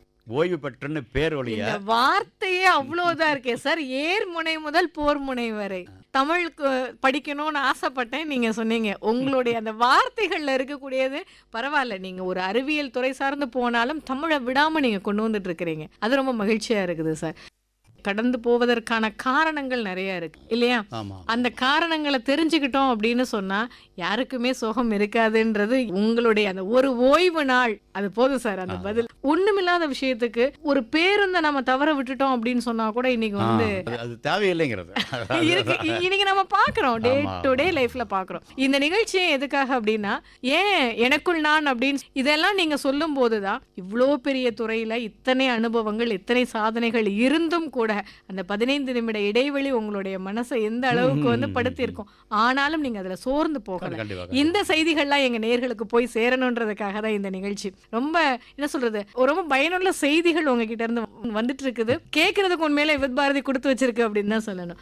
அப்பா ஒரு முதல் ஆளுமையாக இருந்தா கூட உங்களுக்கு அதை தாண்டி கலாம் ஐயா வரைக்கும் அதையும் தாண்டி எத்தனையோ பேரை நீங்க சந்திக்கிறீங்க. எந்த ஒரு ஆளுமையை பார்க்கும்போது ஒரு மிகப்பெரிய வியப்பு உங்களுக்கு இருந்துச்சு? அது பெரிய கலாமையா மாதிரி தான் இருக்கணும்னு இல்லை, ஒரு சாதாரண சாமானியனா இருக்கலாம். அவங்க கிட்ட கூட நீங்க ஒரு வியப்பு பார்த்துருக்கலாம். யாரை பார்க்கும்போது அப்படி தோணுச்சு? திரும்ப என்னுடைய அப்பா தான் செல்வன். நான் ஏன்னா அவர் அப்பாவையும் தாண்டி அப்பாவை தவிர்த்து தாண்டின்னு சொல்றதை விட அப்பா அந்த நமக்குள்ள அப்பாவை தாண்டி அப்பாவை தவிர்த்து நீங்க வியந்த ஒரு மிகப்பெரிய ஆளுமை அப்படின்னு சொன்னா மேபி என்னுடைய இடத்துக்கு தகுந்த மாதிரி மாறி இருக்கலாம். பலரும் அது மாதிரி சொல்ல முடியும். சமயத்து சொன்ன இல்லையா, சுவாமி விவேகானந்தருடைய அந்த வார்த்தைகள் கேலி, எதிர்ப்பு, அங்கீகாரம் அதுதான் கிட்டத்தட்ட வாழ்க்கை முறையை அமைச்ச மாதிரி வரும். அதை பற்றி நிறைய படிச்சிருக்கிறோம். இருந்தாலும் அந்த மாதிரி அவருடைய அங்கங்கே கொண்டு போனது. ஏன்னா அந்த காலகட்டத்தில் இது மாதிரி பெரிய ஊடகங்கள்லாம் இல்லை. அவரும் அதே மாதிரி தான் அங்கே அமெரிக்காவில் போய் அது மாதிரி ஒன்று பண்ணுறாரு இல்லையா? அது ஒரு பெரிய ஒரு வார்த்தையே ஒரு பெரிய விஷயம். எல்லாத்தையும் திரும்பி பார்க்க வச்சுட்டாங்க. அதை இதெல்லாம் தாண்டி இது மாதிரியான பழைய நூல்கள்லாம் வந்து படித்தா புரிஞ்சிக்க முடியாது அப்படிங்கிறத அதை வந்து அவர் இல்லை அப்படிங்கிற மாதிரி சொல்லுவார். இது நிறைய இடத்துல நானுமே அதை வியந்திருக்கிறேன். ஏன்னா பொருள் புரியாம படிக்க கூடாதுன்னு ஒரு சாரார் சொல்லிட்டு இருந்த நேரத்துல எல்லா இலக்கியமும் பொருள் சார்ந்ததே அப்படின்றத சொன்ன ஒரு முதல் மகான் அப்படின்னு தொல்காப்பியம் சொல்லும், எல்லா சொல்லும் பொருளுடைத்தே அப்படின்னு. அதை அவர் நிறைய இடத்துல பதிவு பண்ணி பார்த்திருக்கிறேன். அதே மாதிரி என் அப்பா மூலியமா பெரியார் எனக்கு வருவார். அவருடைய தாக்கம் எனக்கு இருக்கு. கிட்டத்தட்ட அதே மாதிரி தான் எல்லாரும் பார்த்தீங்கன்னா அதே மாதிரி தான் சுயமா சிந்திக்கணும் அப்படி. அதே மாதிரி வள்ளுவர் சொன்ன மாதிரி என்ன எப்பொருள் யார் வாய் கேட்கணும் அப்படின்னா அந்த வாய் திருவள்ளுவர் சொன்னாலும் கூட கேட்டு பார்க்கணும். ஆமா ஆமா அப்படிங்கிற மாதிரி. மெய்ப்பொருள்ன்றது வந்து நம்ம உணரணும் அப்படின்றது அதான், அதான். ஆய்ந்து பார்க்கக்கூடிய ஒரு அதான், விஷயம். அதுதான் இப்போ திரும்ப பார்த்தீங்கன்னா நிலவில் அவ்வளவு பேர் போய் பண்ணாலும் கூட நம்ம திரும்பி பார்க்கணும் அப்படிங்கிற அந்த ஒரு ஊக்கம் இருக்குங்காட்டி தான் நம்ம நல்லா பார்க்க வந்திருக்கீங்க, முடியுது. பரவாயில்ல சார். இப்போ இந்த மாதிரியான ஆளுமைகளுடைய வார்த்தைகள் தான் இன்னைக்கு நம்மளை வந்து கொஞ்சம் கொஞ்சமா கொண்டு போயிட்டு இருக்கு இல்லையா? நிறைய அடுத்தவங்க நம்மளை எவ்வளோ நாள் விமர்சிக்கலாம் சார். நீங்கள் சொன்னீங்க கேலி பேசுறதெல்லாம் கடந்து போயிடணும் அப்படின்னு சொல்லி. அது விமர்சனங்களுக்கு அப்பாற்பட்டவர்கள் தான் சாதனையாளர்கள். ஆனால் நமக்குன்னு ஒரு மனசு இருக்கு. அது இருக்கு. நமக்குள்ள நிறைய வந்து சண்டை போடுவோம், கோபப்படுவோம், நம்மளை பாராட்டிக்கிடுவோம், எல்லாமே பண்ணுவோம். நமக்கு நாமே மன்னிப்பு கேட்கக்கூடிய ஒரு தருணமும் இருக்கு நம்மளோட வாழ்க்கையில. அப்படி என்னைக்காவது ஒரு நாள் உங்களுக்கு ஏதாவது ஒரு சந்தர்ப்பம் வந்திருக்கா? நீ இப்படி பண்ணியிருக்க கூடாதுன்னு உங்க மனசுக்கே நீங்க கேட்டிருக்கீங்களா? ஓகே, ரொம்ப தூரம் கடந்து வந்துட்டேன், ரொம்ப தூரம் பயணிச்சு வந்துட்டேன். இப்போ நான் கொங்கு மண்ணிலே இருந்திருந்தேன்னா அப்பா அம்மா கூட இருந்திருக்கலாம் அப்படின்னு நீங்க யோசிக்கிறீங்களா அப்படி சார்? யோசி- இப்போ நான் அதை இப்படி கேட்கிறேனே, உங்க மனசாட்சி சரி, நான் இல்லைன்னு சொல்லல. அதோட தவிர மற்ற எனக்கு இல்ல இல்லை. அது ஏன்னா கரெக்ட். அப்பாவுடைய இறக்கும்போது நீங்க அவர் எந்த கூட வயசு 15 வரைக்கும் வருஷம். அப்பா அம்மா கூட இருந்தீங்க? இல்லை, நான் வந்து 80 பணிக்கு வந்த பொழுது பெங்களூர் வந்துடுறேன் இல்லையா? ஓ, அதனால அப்பா அம்மா கூட நீங்க இல்லை, இருக்கக்கூடிய சூழல் சூழ்நிலை இல்லை. அப்பப்போ போயிட்டு வந்துட்டு இருக்கேன். அப்பா அம்மாவோட இருக்கக்கூடிய சூழல் அந்த ஒரு அப்பா பணியில் இருந்தார், அதனால அவர் அங்கிருந்து வர முடியல. இங்கே வந்து பெங்களூருக்கு வந்தாங்க கூட பெங்களூருக்கு வந்தாங்க, பட் அவங்களுக்கு ஒத்து வர முடியல. ஓ, அந்த கிளைமேட். இல்லை, ஒண்ணு. ரெண்டாவது எனக்கு 4-5 தங்கச்சிகள் இருக்கிறாங்க, தங்கச்சி தம்பிகள் இருக்கிறாங்க. கோயம்புத்தூர்லேயே எல்லாரும் இருக்காங்க. நான் ஒருத்தர் மட்டும் தான் வெளியே வர்றேன். அதனால அவங்க கிட்ட போய் அவங்க இருப்பதற்கான வாய்ப்பு இருக்குது. அது வந்து அவங்களுக்கு சகஜமாக போகிற மாதிரி இருக்குது. இங்கே இல்லை. நான் வெளியே வந்ததுனால அந்த ஒண்ணா நான் அப்பா அம்மா கூட இருந்திருக்கணும். இருக்க முடியலையே, முடியலையே. இழந்துட்டோம்னு நினைக்கிறீங்க. இருக்கலாம். இதை நீங்க உணர்வு பூர்வமா யோசிக்கும் போது சரி சார். ஆனா நீங்க இன்னும் கொஞ்சம் அதை தள்ளி வச்சுட்டு யோசிச்சு பாருங்க. அதை விட்டு நீங்க வெளியில வந்ததுனாலதான் இன்னைக்கு இத்தனை ஒரு மிகப்பெரிய ஒரு இது அப்பாவுக்கும் சந்தோஷம் தானே? இருக்கு. இல்லைன்னு என் சொல்லல. பையன் என்னோட அதுதான் இருக்கணும். அதுதான் ஒரு இடத்துல நான் பார்த்துருப்பேன். அதாவது அப்பா இறுதி காலத்தில் அவர் 15 நாள் அவர் கூட பக்கத்துலேயே இறுதி காலம் குரலுக்கு தெரிஞ்ச மாதிரி வச்சுங்களேன். அவர் கூட 15 நாள் நான் இருப்பேன். எல்லா பணிகளும் ஒதுக்கி வச்சுட்டு இருந்தேன். அப்பா அவரோட பேசிட்டு இருக்கிறது எல்லாத்துலேயுமே அப்பாவுக்கு வந்து அவருடைய வாழ்க்கையில் ஒரு பூரணத்தை வந்த மாதிரியும் கடவுளே, அதுல எனக்கும் ஒரு பங்கு இருக்கிற மாதிரி அவர் உணர்த்தினார் இல்லைங்களா? அது போதுமே சார். கிட்டத்தட்ட எல்லாத்தையுமே காம்பன்சேட் பண்ணிடுமே. அந்த பூரணத்துவம்னு சொல்லிட்டீங்க, அதுக்குள்ள எல்லாமே அடங்கிடும். நீங்க இவ்வளவு நாள் நம்ம அப்பா அம்மா மிஸ் பண்ணிட்டோம் அப்படின்ற அந்த ஒரு ஃபீலை கரெக்டா பேலன்ஸ் பண்ற மாதிரி கொடுத்துருக்காங்க இல்லையா? அதுக்கு மாதிரி எனக்கு கடைசி தம்பி அவன் தான் அப்பா ஒரு பெட்டி வச்சிருப்பார். ரொம்ப வயசுமா யாருமே அது இது பண்ண மாட்டாங்க, அம்மா கூட இது பண்ண மாட்டாங்க. இறந்தா பிறகு அந்த பெட்டியை எடுத்து ஓப்பன் பண்ணி வைப்பாங்க. அதில் பார்த்தீங்கன்னா முக்கால்வாசி என்னுடைய சம்மந்தமாக தான் இருக்கும். என்னுடைய பத்திரிகையில் என்னை பற்றி வந்த செய்திகளாக இருக்கலாம், பத்திரிகை நான் எழுதிருந்தா இருக்கலாம். அப்புறம் நான் வந்து பெங்களூர் வந்த பிறகு அப்பப்போ கடிதம் தான் போடுவோம். அந்த கடிதங்கள் அதெல்லாம் சேர்த்து வச்சிருக்காங்க. அவர் வந்து பெரிய பொக்கிஷமாக நினச்சி வச்சுட்டு இருந்தார். பொக்கிஷத்துக்குள்ள பார்த்தீங்கன்னா கிட்டத்தட்ட பெட்டியில் முக்கால்வாசி இருந்ததுக்குள்ள என் சம்மந்தப்பட்டதா. எத்தனை பிள்ளைங்க சார் உங்க கூட? 5 பேர். 5 பேர்ல அப்போ உண்மையிலே நீங்க சொல்ற மாதிரி அவங்களும் நம்ம பையன் நம்ம கூட இல்லைன்ற இருந்திருக்கலாம் இல்லையா? நீங்க கூடவே இருக்கிற மாதிரி நினைச்சு அதெல்லாம் அவங்க சேர்த்து வச்சிருக்காங்க. கேட்கும் போதே கொஞ்சம் நெகிழ்வா தான் இருக்கு சார். ஏன்னா இது எல்லாருக்கும் திரும்ப கிடைக்காத ஒரு வாய்ப்பு தான். தாய் தந்தையரோட இருக்கிறது அப்படின்றது வந்து ஒரு எல்லாருக்கும் கிடைக்காது. திரும்ப வேணும்னு நம்ம எவ்வளவு கேட்டாலும் அது கிடைக்காது தான். அது ஒரு சின்ன இழப்பு தான். பரவாயில்ல, இது வந்து விவேகானந்தர் சொன்ன மாதிரி தான், இந்த நாட்டுக்காக அர்ப்பணிக்கப்பட்டது அப்படின்னு நம்ம நினைச்சுக்கிட்டோம். அதனாலதான் இப்போ ஊரில் எனக்காக கொடுக்கக்கூடிய சில விருதுகள்லாம் கொடுப்பாங்க. அது எனக்கு போல எங்கள் அப்பா வாங்குவார். சமீபத்திலும் கூட பிஹெச்டி தான் நான் படித்தேன். அதனுடைய 100ஆண்டு விழா கொண்டாடுறேன்னு நினைக்கிறேன். அதனுடைய ஆரம்ப விழா மாதிரி கூப்பிடுவாங்க. அப்போ கூட நான் போனது அப்படின்னா எனக்கு கொடுத்த அது வந்து டிஸ்டிங்விஷ்ட் அவார்டு அப்படின்ட்டு எனக்கு HEL சிவனார் 2 பேருக்கு கொடுப்பாங்க. அதில் அவர் வந்து வாங்குவார். எனக்கு போல எங்கள் அப்பா வாங்குவார். அப்பா வாங்கியிருக்காங்க. அப்பா வாங்கினார். பெருமையா இருந்திருக்கும் அப்பாவுக்கு. சுய மன்னிப்பு அப்படின்னு கேட்கும்போது நீங்கள் இந்த ஒரு விஷயத்த சொல்லிட்டீங்க. நிறைய சரியாக தான் பண்ணுறோம் அப்படின்னு நினச்சி ஒரு திட்டம், அந்த திட்டத்தை செயல்படுத்துகிறோம். இல்லை வாழ்க்கையில் நம்ம ஒரு முடிவு எடுக்கிறதா இருக்கட்டும், நம்ம என்ன நினைப்போம், ஒரு முடிவு எடுக்க ஆரம்பிக்கும் போதே இது சரியாக இருக்கும் அப்படின்னு நினச்சி தான். ஆனால் ஒரு எண்டில் தப்பாகும் எங்கேயாவது ஒரு இடத்துல. அப்படி நீங்கள் உங்களுடைய தவறுகளிலிருந்து கற்றுக்கொண்ட பாடம் அப்படின்னு இருக்கா? இந்த தப்புக்கு அப்புறம் தான் நான் இதை படிச்சுக்கிட்டேன், அடுத்து என்ன நான் மாற்றிக்கிட்டேன் அப்படின்னு சொல்கிற மாதிரி அந்த மாதிரியான முடிவுகளில் ஒரு தவறுன்னு உங்களுக்கு நடந்ததில்லை? முடிவுகள் தவறு வந்துச்சு அப்படிங்கிறதுல அதான் சொன்னேன் இல்லையா, அதை எடுத்துட்டு அப்படியே போயிருப்பேனே ஒழிய தவறு திரும்பி பார்த்த மாதிரி எது ஒன்றும் யோசனைக்கு வரல. நாங்கள் எல்லாருமே பார்க்குறோம், சின்ன வயசுல இருந்து எல்லாரும் பார்த்து பார்த்து அனுபவிக்கிறது தான் இந்த வானம், நிலா, நட்சத்திரம், பிரபஞ்சம் எல்லாம். எல்லாருக்கும் இது நீல கலரில் இருக்குது, இன்னைக்கு வந்து அமாவாசை நிலவு இல்லை, இன்னைக்கு முழு நிலவு அப்படி பார்க்குறோம். ஆனால் உங்களுடைய பார்வை வேற. நீங்கள் அப்படி வேற மாதிரி பார்த்ததுனால தான் இந்த இடத்துல இருக்கிறீங்க. பிரபஞ்சம் அதை பார்க்கும்போது உங்களுக்கு என்ன தோணுது? ஒரு ராத்திரியில் நீங்கள் பார்க்குறீங்க தனிமையில், உங்களுடைய பார்வை எப்படி இருக்கும்? இல்லை, என்னுடைய பார்வையில் பார்க்கும் பொழுது என்ன அதனுடைய விரிவு எனக்கு என்னன்னு தெரியும். மிகப்பெரிய விரிவு அது. ஆமாம், இல்லையா? எல்லை இல்லாத எல்லை இல்லாத விரிவு. அந்த எல்லை இல்லாத விரிவில் நம்ம புள்ளியும் கூட இல்லை இல்லையா? நிச்சயமா சார். அது மாதிரி தான். அதனால தான் நிறைய சொல்லுவேன், நம்ம நிறைய படிக்கத்தான் தெரியும். படிக்காது ஒன்று கம்மியாக அதிகமாக இருக்குது அப்படிங்கிற மாதிரி. அது மாதிரி இந்த விரிவு என்ன சொல்லுதுன்னா, நம்ம வந்து இதில் ஒன்றுமே இல்லை,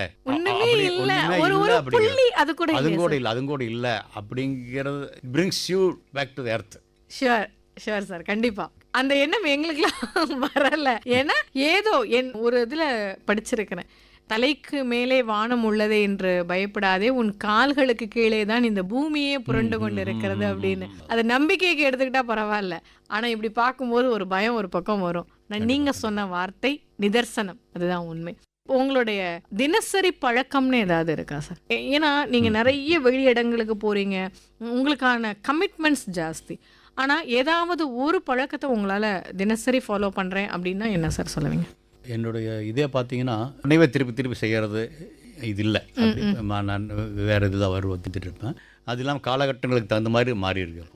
இருந்தாலும் சிலது வந்து கிட்டத்தட்ட எங்கூடவே இருக்குன்னு வச்சுக்கலாம். ஒன்று வந்து அப்கோர்ஸ் அதை எந்திரிக்கிறோம், குளிக்கிறோம். அப்புறம் வந்து என்னுடைய 16 வயசுலேருந்துன்னு வச்சுங்களேன், 16 வயதுலேருந்து தினம் வந்து பகவத்கீதை படிக்காமல் அந்த நாள் தொடராது எனக்கு. 16 வயசுலேருந்து அது சேம். அந்த புத்தகம் அதுதான் கேட்குறேன், அது ஒரு புத்தகம், அது இத்தனை ஆண்டுகளா திரும்ப படிக்கிறீங்க? திரும்ப அதாவது ரீஅஷ்யூர் மை செல்ஃப் சம்ஹவ். எல்லா நாளும் முடியுமா சார்? பண்ணுறேன். அதுதான் எப்படி நான் கேட்குறேன். டைட் ஷெட்யூல் வருது. That's what. நிறைய இதை வந்து திருப்பி நான் பண்ணுறது இல்லை. பண்ணது இந்த மாதிரி ஒன்று ரெண்டு தான் இருக்குது. அதில் முக்கியமானது இது வந்து என்ன, ரொம்ப காலமாக. மற்றது வந்து இப்போ பணிக்கு போனால் பாருங்க சில மாறுறதுக்கு வாய்ப்பு அது மாதிரி இருக்குது. ஆனால் இது அப்படி இல்லை. நான் வந்து முதல் வருஷம் பிஏ படிக்கும்போது கோயம்புத்தூர் வந்திருக்கேன். கோதவாடி கிராமத்துலேருந்து கோயம்புத்தூர் அப்போ தான் வந்திருக்கேன். அப்போ புத்தகத்தில் வந்து அப்போ தான் அந்த சந்தை இதெல்லாம் வரும், பெரியார், விவேகானந்தர் இதெல்லாம் வரும். அப்போ வந்து பகவத்கீதை படித்து புரிஞ்சிக்க முடியாது அப்படியா, நான் இதை தான் படித்தா புரிஞ்சுக்குவேன். எனக்கு சின்ன வயசுலேருந்து அப்படி ஒரு ஆட்டிடியூட் உண்டு. அதுக்காக நான் வாங்கி படித்த புத்தகம். அதே ஒரு சவாலில் தான் தொடங்கி. ஆமாம், அப்படி பண்ணேன். அது அப்புறம் அப்படியே ஓரளவுக்கு எனக்கு கூடவே வந்துருச்சு. இன்னைக்கு வரைக்கும் தொடருது. பரவாயில்ல, தொடரட்டும் சார். ஏன்னா அது நம்மளை பக்குவப்படுத்தக்கூடிய ஒரு விஷயமும் கூட. படிக்க அதுவும் நீங்கள் வந்து ஏன்னா திரும்ப நான் சொல்லணும் இல்லையா, எனக்கு ஒன்று கிடைக்கல அப்படின்னா அதை பற்றி நான் வந்து கவலைப்படுறது இல்லை அப்படிங்கிறது இதுவும் ஒரு காரணமாக இருக்கலாம். கீதையுடைய வரிகள் காரணமாக இருக்கலாம். பரவாயில்ல சார், எல்லாரும் படிச்சுட்டு கடந்து போயிடுறோம். ஆனா நீங்க அதை திரும்ப படிக்கிறதுனால கூட உங்களுக்கு சொல்ல, அதாவது சம்டைம்ஸ் அந்த இருக்கு அப்படிம்பாங்க. நிச்சயமா அது ஒரு காரணமாக இருக்கலாம். உங்களுடைய தினசரி பழக்கம்னு ஏதாவது இருக்கா சார்? ஏன்னா நீங்க நிறைய வெளியிடங்களுக்கு போறீங்க, உங்களுக்கான கமிட்மெண்ட்ஸ் ஜாஸ்தி. ஆனா ஏதாவது ஒரு பழக்கத்தை உங்களால தினசரி ஃபாலோ பண்றேன் அப்படின்னா என்ன சார் சொல்லுவீங்க? என்னுடைய இதே பார்த்தீங்கன்னா, நினைவை திருப்பி செய்கிறது இது இல்லை. நான் வேறு இதுதான் வந்துட்டு இருப்பேன். அது இல்லாமல் காலகட்டங்களுக்கு தகுந்த மாதிரி மாறி இருக்கிறோம். இருந்தாலும் சிலது வந்து கிட்டத்தட்ட எங்கூடவே இருக்குன்னு வச்சுக்கலாம். ஒன்று வந்து அப்கோர்ஸ் அதை எந்திரிக்கிறோம், குளிக்கிறோம். அப்புறம் வந்து என்னுடைய 16 வயசுலேருந்துன்னு வச்சுங்களேன், 16 வயதுலேருந்து தினம் வந்து பகவத்கீதை படிக்காமல் அந்த நாள் தொடராது எனக்கு. 16 வயசுலேருந்து அது சேம். அந்த புத்தகம் அதுதான் கேட்குறேன், அது ஒரு புத்தகம், அது இத்தனை ஆண்டுகளா திரும்ப படிக்கிறீங்க? திரும்ப அதாவது ரீஅஷ்யூர் மை செல்ஃப் சம்ஹவ். எல்லா நாளும் முடியுமா சார்? பண்ணுறேன். அதுதான் எப்படி நான் கேட்குறேன். டைட் ஷெட்யூல் வருது. That's what. நிறைய இதை வந்து திருப்பி நான் பண்ணுறது இல்லை. பண்ணது இந்த மாதிரி ஒன்று ரெண்டு தான் இருக்குது. அதில் முக்கியமானது இது வந்து என்ன, ரொம்ப காலமாக. மற்றது வந்து இப்போ பணிக்கு போனால் பாருங்க சில மாறுறதுக்கு வாய்ப்பு இருக்கு. ஆனால் இது அப்படி இல்லை. நான் வந்து முதல் வருஷம் பிஏ படிக்கும்போது கோயம்புத்தூர் வந்திருக்கேன். கோதவாடி கிராமத்துலேருந்து கோயம்புத்தூர் அப்போ தான் வந்திருக்கேன். அப்போ புத்தகத்தில் வந்து அப்போ தான் அந்த சந்தை இதெல்லாம் வரும், பெரியார், விவேகானந்தர் இதெல்லாம் வரும். அப்போ வந்து பகவத்கீதை படித்து புரிஞ்சிக்க முடியாது அப்படியா, நான் இதை தான் படித்தா புரிஞ்சுக்குவேன். எனக்கு சின்ன வயசுலேருந்து அப்படி ஒரு ஆட்டிடியூட் உண்டு. அதுக்காக நான் வாங்கி படித்த புத்தகம். அதே ஒரு சவாலில் தான் தொடங்கி. ஆமாம், அப்படி பண்ணேன். அது அப்புறம் அப்படியே ஓரளவுக்கு எனக்கு கூடவே வந்துருச்சு. இன்னைக்கு வரைக்கும் தொடருது. பரவாயில்ல, தொடரட்டும் சார். ஏன்னா அது நம்மளை பக்குவப்படுத்தக்கூடிய ஒரு விஷயமும் கூட. படிக்க அதுவும் நீங்கள் வந்து ஏன்னா திரும்ப நான் சொல்லணும் இல்லையா, எனக்கு ஒன்று கிடைக்கல அப்படின்னா அதை பற்றி நான் வந்து கவலைப்படுறது இல்லை அப்படிங்கிறது இதுவும் ஒரு காரணமாக இருக்கலாம். கீதையுடைய வரிகள் காரணமாக இருக்கலாம். பரவாயில்ல சார், எல்லாரும் படிச்சுட்டு கடந்து போயிடுறோம். ஆனா நீங்க அதை திரும்ப திரும்ப படிக்கிறதுனால கூட உங்களுக்கு அதை சொல்ல, அதாவது சம்டைம்ஸ் அந்த இருக்கு அப்படிம்பாங்க. நிச்சயமா அது ஒரு காரணமாக இருந்திருக்கலாம் சார். எந்த ஒரு விஷயம் காத்திருந்து கிடைச்சிருக்கு சார் உங்களுக்கு? ரொம்ப நாள் இதுக்காக நான் காத்திருந்தேன் அப்படின்னு சொல்லணும்னா, ஏன்னா நீங்கள் படிப்பு அதெல்லாம் ஒரு அளவில் வந்துட்டீங்க, வேலை இல்லை அதை தாண்டி ஏதோ ஒரு செயலுக்காக ஏதோ ஒரு இது கிடைக்கிறதுக்காக காத்திருந்திருக்கீங்களா நீங்கள்? ரொம்ப நாள் நான் வெயிட் பண்ணேன் இதுக்காக அப்படின்னு சொல்ற மாதிரி. ஏன்னா விருதுகள் எல்லாமே தானாகவே உங்களுக்கு கிடைச்சிருச்சு, எதுவுமே இல்லை, காத்திருத்தலே இல்லை. பரவாயில்ல, ஏன்னா காத்திருத்தல் இருக்கும்போது எதிர்பார்ப்பு வரும், எதிர்பார்ப்பு இருக்கும்போது ஏமாற்றம் வரும். அந்த இதுல இல்லை, அந்த தொடரே இல்லை. பரவாயில்ல. நிறைய ஊர்களுக்கு நீங்க பயணம் பண்றீங்க சொன்னீங்க. இப்ப இந்த ஓய்வு காலத்துக்கு அப்புறமா நிறைய ஊருக்கு நான் போறேன் அப்படின்னு சொல்லி, அப்படி நீங்க போன இடங்கள்ல திரும்ப போய் பார்க்கணும் அப்படின்னு உங்களுக்குள்ள ஒரு கியூரியாசிட்டி வந்துச்சு அப்படின்னு சொன்னா அது எந்த ஊர்? எந்த ஊர்னா ஐரோப்பாவில் வியன்னா. என்னை பொறுத்தளவுக்கு அந்த என்ன காரணம் அப்படின்னா, நான் இப்போ எங்கே போனாலும் முடிஞ்ச அளவுக்கு அதிகமாக நடக்கிறதுக்கு முயற்சி பண்ணுவேன், நடந்து போகிறதுக்கு. அந்த ஊரில் மட்டும் எனக்கு என்ன தெரியல, அந்த ஊரில் நடக்கும்போது கொஞ்சம் அந்த காற்றே ஒரு வித்தியாசமாக தெரியும் எனக்கு. என்ன காரணம் சார்? புரியல. காற்று எல்லா இடத்துக்கும் பொதுவானது இல்ல, அது மாதிரி உணர்ந்தது உண்டு. அப்புறம் பார்க்கும் பொழுதுதான் உலகத்திலேயே மிக சுத்தமான நகரங்கள் அது ஒண்ணு. ஆஹா, நாம படிச்சுக்க வேண்டியது இல்லையா? அதாவது காற்று மாசு இல்லாதது எவ்வளவு ஒரு ஆனந்தத்தை கொடுக்குது. ஏன்னா இடத்தை சொல்லுவேன், சொர்க்கம் அப்படின்னு ஒன்று இருக்குதான் எனக்கு தெரியல. ஆனா சொர்க்கத்தில் என்னென்னலாம் இருக்கும் நம்ம நினைப்போம் இல்லையா? அது ஒண்ணு நடந்து போனா நான் லேசா தெரியணும் இல்லையா? சாமியெல்லாம் லேசா அப்படி மாதிரி படத்தை பறக்கும் உணர்வு கிட்டத்தட்ட அது மாதிரி ஒண்ணா நான் அனுபவிச்சிருக்கேன். போனும் போல இருக்கே சார் நீங்க சொல்றது. ஐநா சபையில ஒரு 6 மாசத்துக்கு ஒரு முறை போகக்கூடிய 15 நாள் போகக்கூடிய வாய்ப்பு எனக்கு இருக்கு. அங்க இருக்கு வியன்னால தான். அப்போ அங்க அது மாதிரி அந்த ஊர் எனக்கு அது மாதிரியான ஒரு ஊர் இந்தியாவில் இதுவரைக்கும் நான் பார்த்ததில்லை. மேபி சின்ன பையன்ல கோதவாடிக்கிறோம் அப்படி இருந்திருக்கலாம். ஏன்னா அப்போ வித்தியாசம் தெரியல எனக்கு. அப்போ அது தண்ணியிலேயே இருந்த மீனுக்கு தண்ணியை பற்றி தெரியாது, தண்ணி விட்டு வெளியே வந்துட்டு திரும்பி தண்ணிக்கு பண்ணதான் தெரியும். அப்போ இப்போ கோதவாடி நீங்க எப்படி உணர்றீங்க சார் அந்த வயசுல? சரி, இப்போ உங்களுடைய இப்பத்த கோதவாடி அப்பத்த கோதவாடி மாதிரி இல்லை. அது கண்டிப்பா அதை நீங்க மிஸ் பண்றீங்க. அதுக்கு மிஸ் பண்றேன். நீங்க சின்ன வயசுல வந்துட்டேன்னு சொன்னீங்க. உங்களுடைய குழந்தைங்களுக்கு இப்போ அந்த கிராமத்தை நீங்க எந்த அளவுக்கு அறிமுகப்படுத்திருக்கீங்க? என் பையனுக்கு தெரியும். என் பையன் வந்திருக்கான், போயிருக்கான். என் பேர பையனுக்கு ஒன்றும் பழக்கம் இல்லை. இப்போ 2 பேரும். ஏன்னா நாம இருந்து அனுபவித்த ஒரு இடம், அது நம்ம அடுத்த தலைமுறைக்கும் வரணும்னு நம்ம நினைப்போம் இல்லையா? என்ன இப்போ இந்த கொரோனாவுக்கு பிறகு நம்முடைய வாழ்க்கை முறையே கொஞ்சம் மாறிடுச்சு. முதல்ல மாதிரி சகஜமா நம்ம ஒரு இடத்துக்கு போறது வர்றது அப்படிங்கிறது வரல. அதனால என் பேரனுக்கு அவ்வளவு அறிமுகம் இல்லை. ஆனா உங்க பையனுக்கு கிராமத்தை நீங்க அறிமுகப்படுத்தி இருக்கிறீங்க. எப்போல்லாம் உங்களுக்கு ஒரு தனிமை தேவைப்படும் நினைப்பீங்க சார் நீங்க? ஏன்னா கூட்டத்தோட இருக்கிறீங்க, எல்லாருக்கும் ஒரு நேரம் தனிமை கண்டிப்பா வேணும்னு நினைப்போம். உங்களுக்கு அது எப்போ தோணும்? அந்த மாதிரி தோணி இருக்கா? அது மாதிரி தோணிருக்கு. அதாவது தோணிருக்கு அப்படிங்கிற பொழுது அது காலகட்டங்களுக்கு தகுந்த மாதிரி இருக்குன்னு வச்சுங்களேன். நான் பள்ளியில் படிக்கும் பொழுது எனக்கு நான் எதிர்பார்த்தது ஸ்டேட் ரேங்க் வரணும், டிஸ்ட்ரிக்ட் அந்த மாதிரி வரும்போது படிக்கக்கூடிய இடங்களை தனியாக தான் படிக்க முயற்சி பண்ணுவேன். அப்படியா? நான் 5-6 பேர் இருந்தாலும் பக்கத்தில் இருக்கக்கூடிய ஏதோ ஒரு தோட்டத்துக்கு போய் அங்கே போய் உட்காந்து படிக்கணும் அப்படிங்கிற மாதிரி பண்ணியிருக்கேன். அது தாண்டி இங்கே வரும்பொழுது ஒரு பணிக்கு வந்த பிறகு வச்சுங்களேன், இப்போ ஒரு சிக்கலான ஒரு இதெல்லாம் இருந்துச்சு அப்படின்னா அறைய தாள் போட்டுட்டு முடிஞ்ச அளவுக்கு தனியாக இருக்கிற முயற்சி பண்ணுவேன். முடிவெடுக்கிறதுக்கா இல்லை அதுல இருந்து வெளியில வர்றதுக்கா? வெளியில வர்றதுங்கிறத விட அதை விட்டு வெளியே வந்தா தான் முடிவெடுக்க முடியும் அப்படிங்கிற ஒரு இது. அதுக்குள்ளேயே இருந்தா முடியாது அப்படிங்க அந்த ஒன்றுக்காக. Correct sir, correct. அதுக்காக ஏன்னா நிறைய பேர் அதற்குள்ளே ஒளிஞ்சு அதுக்குள்ளேயே இருந்தா வெளியே பார்க்க முடியும். பறந்து போற பார்த்தாகணும். பார்க்கும் பொழுதுதான் உங்களுக்கு இதா இருக்கும். அதுக்கு தனிமை வேணும். அப்ப நீங்க தனிமையை விரும்புறீங்க? விரும்புறேன். இது மாதிரியான காலகட்டங்களை விரும்புறீங்க. உங்களுக்கான பொழுதுபோக்குன்னு அதுக்கு நேரம் இருக்கா? இல்ல நீங்க பொழுதுபோக்குன்னு என்ன வச்சிருக்கிறீங்க?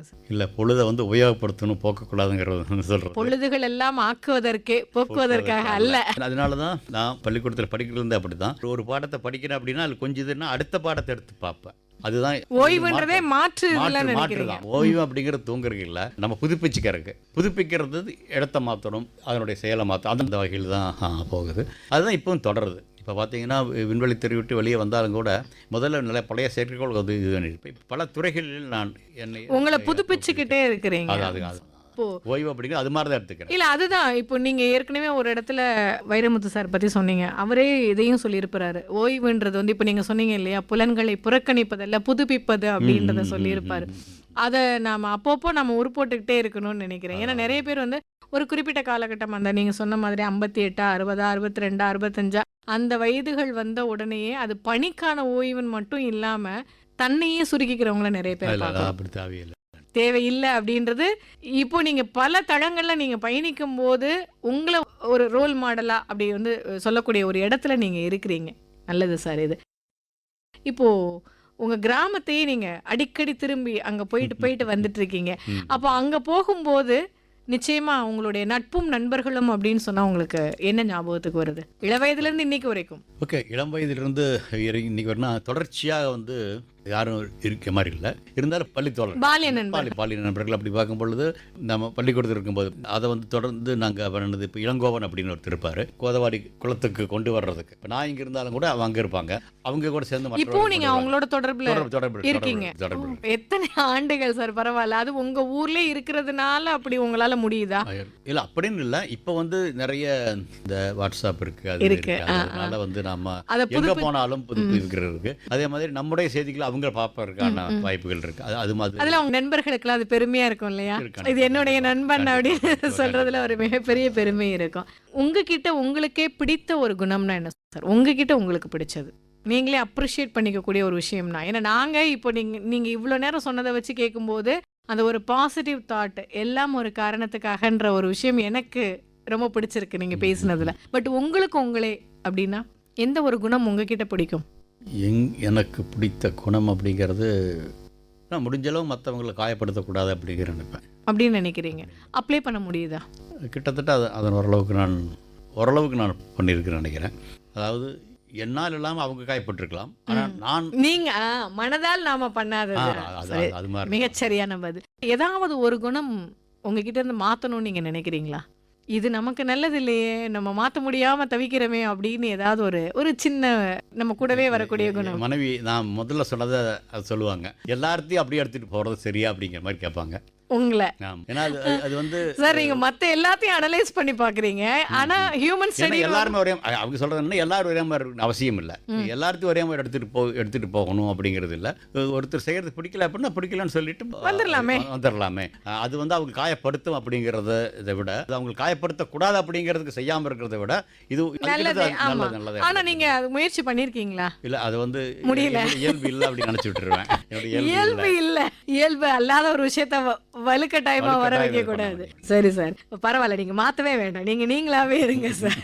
பத்மஸ்ரீன்றது வந்து ஒரு மகுடம் அப்படின்னு சொல்லலாம், அதுல ஒரு டைமண்ட் அப்படின்னு கூட சொல்லலாம். அதை தாண்டி நீங்க வந்து நிறைய விருதுகளுக்கு சொந்தக்காரங்களா இருக்கீங்க. இந்த விருதுகள் பாராட்டுகள் அப்படின்றது உங்களுடைய பார்வையில் எப்படி சார்? அது ஒரு சாதனையாளருக்கு மிக தேவையான ஒண்ணு அப்படின்னு நீங்க நினைக்கிறீங்களா? உங்க பாயிண்ட் ஆஃப் வியூ என்ன? இல்லை, திருப்பது சொன்ன மாதிரி தான். எனக்கு முதல் விருது கிடைச்ச போது அப்பா சொன்னார் இல்லையா, அடுத்தது என்ன கிட்டத்தட்ட அவர் சொல்லதை தாண்டி என் மனசில் பதிஞ்ச மாதிரி தான். ஏன்னா இது வந்து அதே மாதிரி கலாம் சொன்ன போதும் கூட இது மாதிரியான விருதுகள் ஒரு தேக்கம் அல்ல, இது வரைக்கும் நீ வந்த பாதையை பாராட்டுது, இனிமேல் நீ செய்ய அப்படி ஊக்குவிக்கிறது. Super sir. அது மாதிரி தான் பார்க்குறேன். இது வந்து ஒரு இடம் இல்லை, இது அடுத்த இலக்குக்கான தொடக்கம். இப்போ மிஷன் மங்கள் அதை நீங்க பார்த்துருப்பீங்க, எப்படி இருந்தது அதை பார்க்கும்போது? உங்களுடைய கேரக்டர் எப்படி ஃபீல் பண்ணீங்க நீங்க? ஏன்னா நாம அங்கே யாரோ ஒருத்தராக இல்லை, எனக்கு ஓரளவுக்கு அது தெரிஞ்சது தான் முதல்ல படம் பார்க்கறதுக்கு முன்னையே. ஏன்னா அந்த படத்தினுடைய இயக்குனர் எங்கூட அவனுடைய நேரம் செலவு பண்ணார். ஏன்னா அவங்க உங்களை ஸ்டடி பண்ணாதான் அவர் கேரக்டர் பண்ணார். ஏன்னா அவருடைய சகோதரி எனக்கு அடுத்ததில் ஒர்க் பண்ணிட்டு இருந்தாங்க. ஓ சரி சரி. அதனால தான் ஓரளவு கேரக்டரைஸ் பண்ணும்போது அவங்க நிறைய பெண்கள் இருக்கிற மாதிரியும் அவங்க வந்து வீட்டில் பணிபுரியறது, அலுவலகத்துக்கு வர்றது, அது ஒரு பக்கம் அவங்களுக்கு தெரிஞ்சு அதனுடைய சாயல். அப்புறம் அவங்க மூலயமா எங்கிட்ட வந்து அனுமதி கேட்டு எங்கூட பேசுவார், பழகுவார், இது பண்ணுவார். அப்புறம் தான் கேரக்டரைஸ் பண்ணுவார். அப்புறம் அந்த டீம் வந்து எப்படி அந்த குழுவே வந்து ஒரு இடத்துல அடுத்த பணி இல்லை அப்படிங்கிற ஒரு நிலை வரும். அப்போ வந்து இருக்கிறத வச்சு பண்ணுவாங்க. அதை நாங்களாம் படமாக பார்த்துட்டு கடந்து போயிடும் சார். பட் அது உங்களுடைய வாழ்வியல் அனுபவம். அதை வந்து அவர் சினிமாட்டைஸ் பண்ணியிருக்காரு, அவ்வளோதான். அந்த கோர் வந்து எனக்கு தெரிஞ்சதுதான். என்னதான் நமக்கு தெரிஞ்சதா இருந்தா கூட அதை ஒரு ஸ்கிரீன்ல பார்க்கும்போது ஒரு ஃபீல் இருக்கும் இல்லையா? ஆனா அப்போ அவர்கிட்ட சொல்லுவேன், என்ன இது வந்து முதல் இல்லை, சந்திரயான் இதே மாதிரி படம் எடுத்தாங்க. ஆனா நிறைய பேருக்கு போய் தெரியல. சேரல, நிறைய பேருக்கு போய் சேரல. ஆனா அந்த படத்தை கிட்ட போட்டு காமிச்சாங்க. அதை நாங்க பார்த்து குடும்பமா நாங்க பார்த்தோம். ஓ, உங்க வீட்ல எல்லாருமே? எல்லாம் இருப்போம் அந்த படத்துல. நான் என் பேரே இருக்கும், என்னோட ஒய்ஃப் இருக்காங்க, என் பையன் இருக்கிறான், எங்க அப்பா இருக்கிறாங்க, அம்மா இருக்காங்க, குடும்பமே இருக்கு. நாங்கெல்லாம் இப்ப மிஸ் பண்ணிருக்கோம். அப்படியே படம் இருக்கு. ஆனா அந்த படத்தை பார்த்து எங்களுக்கு விருப்பம் ஆச்சு. அவங்க ஆனா படம் சரியா ஓடல. நிலத்தை எடுத்திருந்தாங்க, ஆனா படம் சரியா ஓடல. அதை நான் சொல்லுவேன், இது மாதிரி நடந்திருக்குது. ஆனா அந்த படத்தை பார்த்து எங்களுக்கு நல்லா இருந்துச்சு, ஆனா மற்றவங்களுக்கு பிடிக்கல. இதுல இருந்து என்ன தெரியுது அப்படின்னா, பிடிக்கலன்னா அவ்வளவு போய் சேரல. அதனால நீங்க பார்க்கும்பொழுது பார்க்கிறவர்கள், ஆடியன்ஸ் பார்க்கறாங்க இல்லையா, பார்க்கறவங்க வந்து அவங்கள வந்து நீ அந்த இதுல நினைக்கணும். இதுதான் நான் இதுக்கு முன்னாடி கேட்ட தவறிலிருந்து கற்றுக்கொண்டதுன்னு ஒரு கேள்வி கேட்டேன்ல சார். நீங்க அந்த இடத்துல வந்து நீங்களா இல்லனாலும் அதுல இருந்து ஒரு லெசன் கிடைச்சது. அதை எடுத்து தான் இவங்க சொல்லுவேன். இந்த படத்தில் இது நடக்கும். இப்போ எப்படி சந்திரயான் 1 பார்க்கும்போது என்னுடைய குடும்பத்துக்கு தான் போட்டு காமிக்கிறாங்க பிரிவு அப்படிங்கிறது. எப்படி இருக்குன்னு நீங்க பார்த்து சொல்லுங்க அப்படின்ட்டு. நாங்க நல்லா இருக்குன்னு சொன்னதை அவங்க எடுத்துட்டு போயிட்டாங்க. ஆனா இதை வந்து அப்படி பண்ணாங்கன்னா கார்பரேஷன் ஸ்கூல் ஸ்டூடெண்ட்ஸ் வச்சுட்டு அவங்க கூட நான் உட்காந்து பார்க்குற மாதிரி படம் காமிச்சாங்க. நீங்க இங்க காசி பேருன்னு காசிமேடா, அந்த தியேட்டரில் உட்கார வச்சு அரசு பள்ளி பசங்க உட்கார வச்சு அவங்க கூட உட்காந்து படம் பார்த்தேன். படத்தை நான் பார்க்கல, இந்த பசங்கள்லாம் பார்த்துருந்தேன். அப்போவே தெரிஞ்சு இந்த படம் சக்ஸஸ் ஆகுன்ட்டு. Great sir. நான் உங்களை நான் அப்படி யோசிச்சு கேட்டேன். ஆனா உங்க பதில் வந்து இந்த ஸ்டூடெண்டோட உட்கார்ந்து பார்த்து அந்த மாணவர்களை பார்த்தே நீங்க சொல்றீங்க. அவங்க பார்த்து அவங்க வந்து லைக் மயில்சாமி பார்த்தீங்க சொன்னீங்க இல்லையா, they are seeing me there. Super some character there. இதுதான் அந்த மாற்று கோணத்தில் பார்க்கிறது அப்படின்றது. எனக்கு இப்படிதான் பார்க்க தெரிஞ்சது, ஆனா நீங்க எப்படி பார்த்துருக்கிறீங்க. அதனால அவ்வளவு உயரத்துல இருக்கீங்க சார். நீங்க இப்போ மாணவர்களோட இருக்கிறீங்க இல்லையா, இப்பவும் நீங்க இந்த மாணவர்களோட சேர்ந்து பார்த்துன்றீங்க.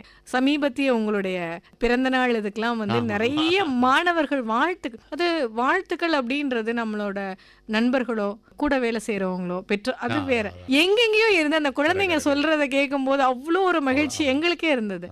எப்படி சார் உங்களால மறக்க முடியாத ஒரு பிறந்த நாள் அப்படின்னு சொன்னா எதுவா இருக்கும் சார்? வரும் பிறந்த நாட்களா இருக்கலாம்னு நினைக்கிறேன்.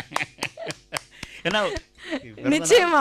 ஏன்னா இன்னும் நிறைய செய்யணும் இருக்கு. அதுக்கு பிறந்த நாட்கள் வந்து ஒரு மைல்கல். ஏன்னா அனுபவம், ஒவ்வொரு வயதும் ஒரு அனுபவம். அப்போ சொன்ன இல்லையா, எங்க அப்பா ஒரு பூரணத்தை உணர்ந்தார் அப்படிங்கிறது. அப்போ அதை நோக்கி நாம போயிட்டு இருக்கிறோம். அப்படிங்கிற பொழுது இதை வந்து நம்முடைய வாழ்க்கையை மற்றவர்களும் அவங்க எப்படி பார்க்குறாங்க அப்படிங்கிறதுக்கு ஒரு இந்த வாய்ப்பு எல்லாத்துக்கும் கிடைக்கவே இல்லை. எல்லாரும் நமக்கு கிடைச்சிருக்கு அப்படிங்கிற பொழுது இது ஒரு மிகச்சரியா பயன்படுத்தணும். சரி, எப்போல்லாம் நீங்கள் வந்து ஒரு செல்ஃப் அசஸ் பண்ணுவீங்க? ஏன்னா இது வந்து செல்ஃப் அசஸ் பண்ணக்கூடிய கேள்விகள் நிறைந்த ஒரு நிகழ்ச்சி. ஆனால் உங்களுக்கு நீங்களே ஒரு சுய சோதனை பண்ணிக்கணும்னா சில பேர் சொல்லுவாங்க, நான் டெய்லி ராத்திரி படுக்கும்போது காலையிலேருந்து இதெல்லாம் பண்ணோம் அப்படின்னு சொல்லி அசஸ் பண்ணுவேன். அப்படி நீங்கள் பண்ணுறதுண்டா? உங்களை நீங்களே சுய சோதனை பண்ணுறதுண்டா? இது அப்பப்போ நடக்குன்னு நினைக்கிறேன். ஏன்னா சுய சோதனை அப்படிங்கிறத விட சமீப காலங்களாக என்ன தன்னை அறிதல் அப்படிங்கிற மாதிரி உணர்வு வந்து இப்போ எனக்கு நடக்கக்கூடிய ஒவ்வொன்றுக்கும் ஒரு காரணம் இருக்குன்னு நான் சொல்லும் பொழுது எனக்கும் ஒரு காரணம் இருக்கலாம் இல்லையா, ஏன் வந்தோம் அப்படி ஒரு காரணம் இருக்கலாம் இல்லையா. அந்த காரணத்து அதாவது வந்து என்னுடைய வாழ்க்கை அந்த காரணத்தை நோக்கி போகுதா, அந்த காரணத்தில் போகுதா அப்படிங்கிற ஒரு அலசல். அதுவும் நீங்க சமீப காலமா அப்படின்னு சொல்லியிருக்கீங்க. அந்த சமீப காலமான்றதுக்கு எது காரணமா இருக்கலாம் சார்? இவ்வளவு நாள் நீங்க ஒரு தேடல், ஒரு பயணம், உங்களுடைய இது வேற மாதிரி இருந்தது. இப்போ அதை நோக்கி போகக்கூடிய அந்த ஒரு சுய அலசலுக்குள்ள போறீங்க, அந்த காரணத்தை தேடுறீங்க அப்படின்றதுக்கு எது காரணமா இருக்கும்? ஒன்று வயதா இருக்கலாம். இதை விட இன்னொன்று என்ன அப்படின்னா, நிறைய இடத்துல பையனுக்கு சொன்னதை விட என் பேரனுக்கு நான் சொல்லணும் அப்படிங்கிற நிறைய இடத்துல ஆசைப்படுறேன். ஏன்னு தெரியல.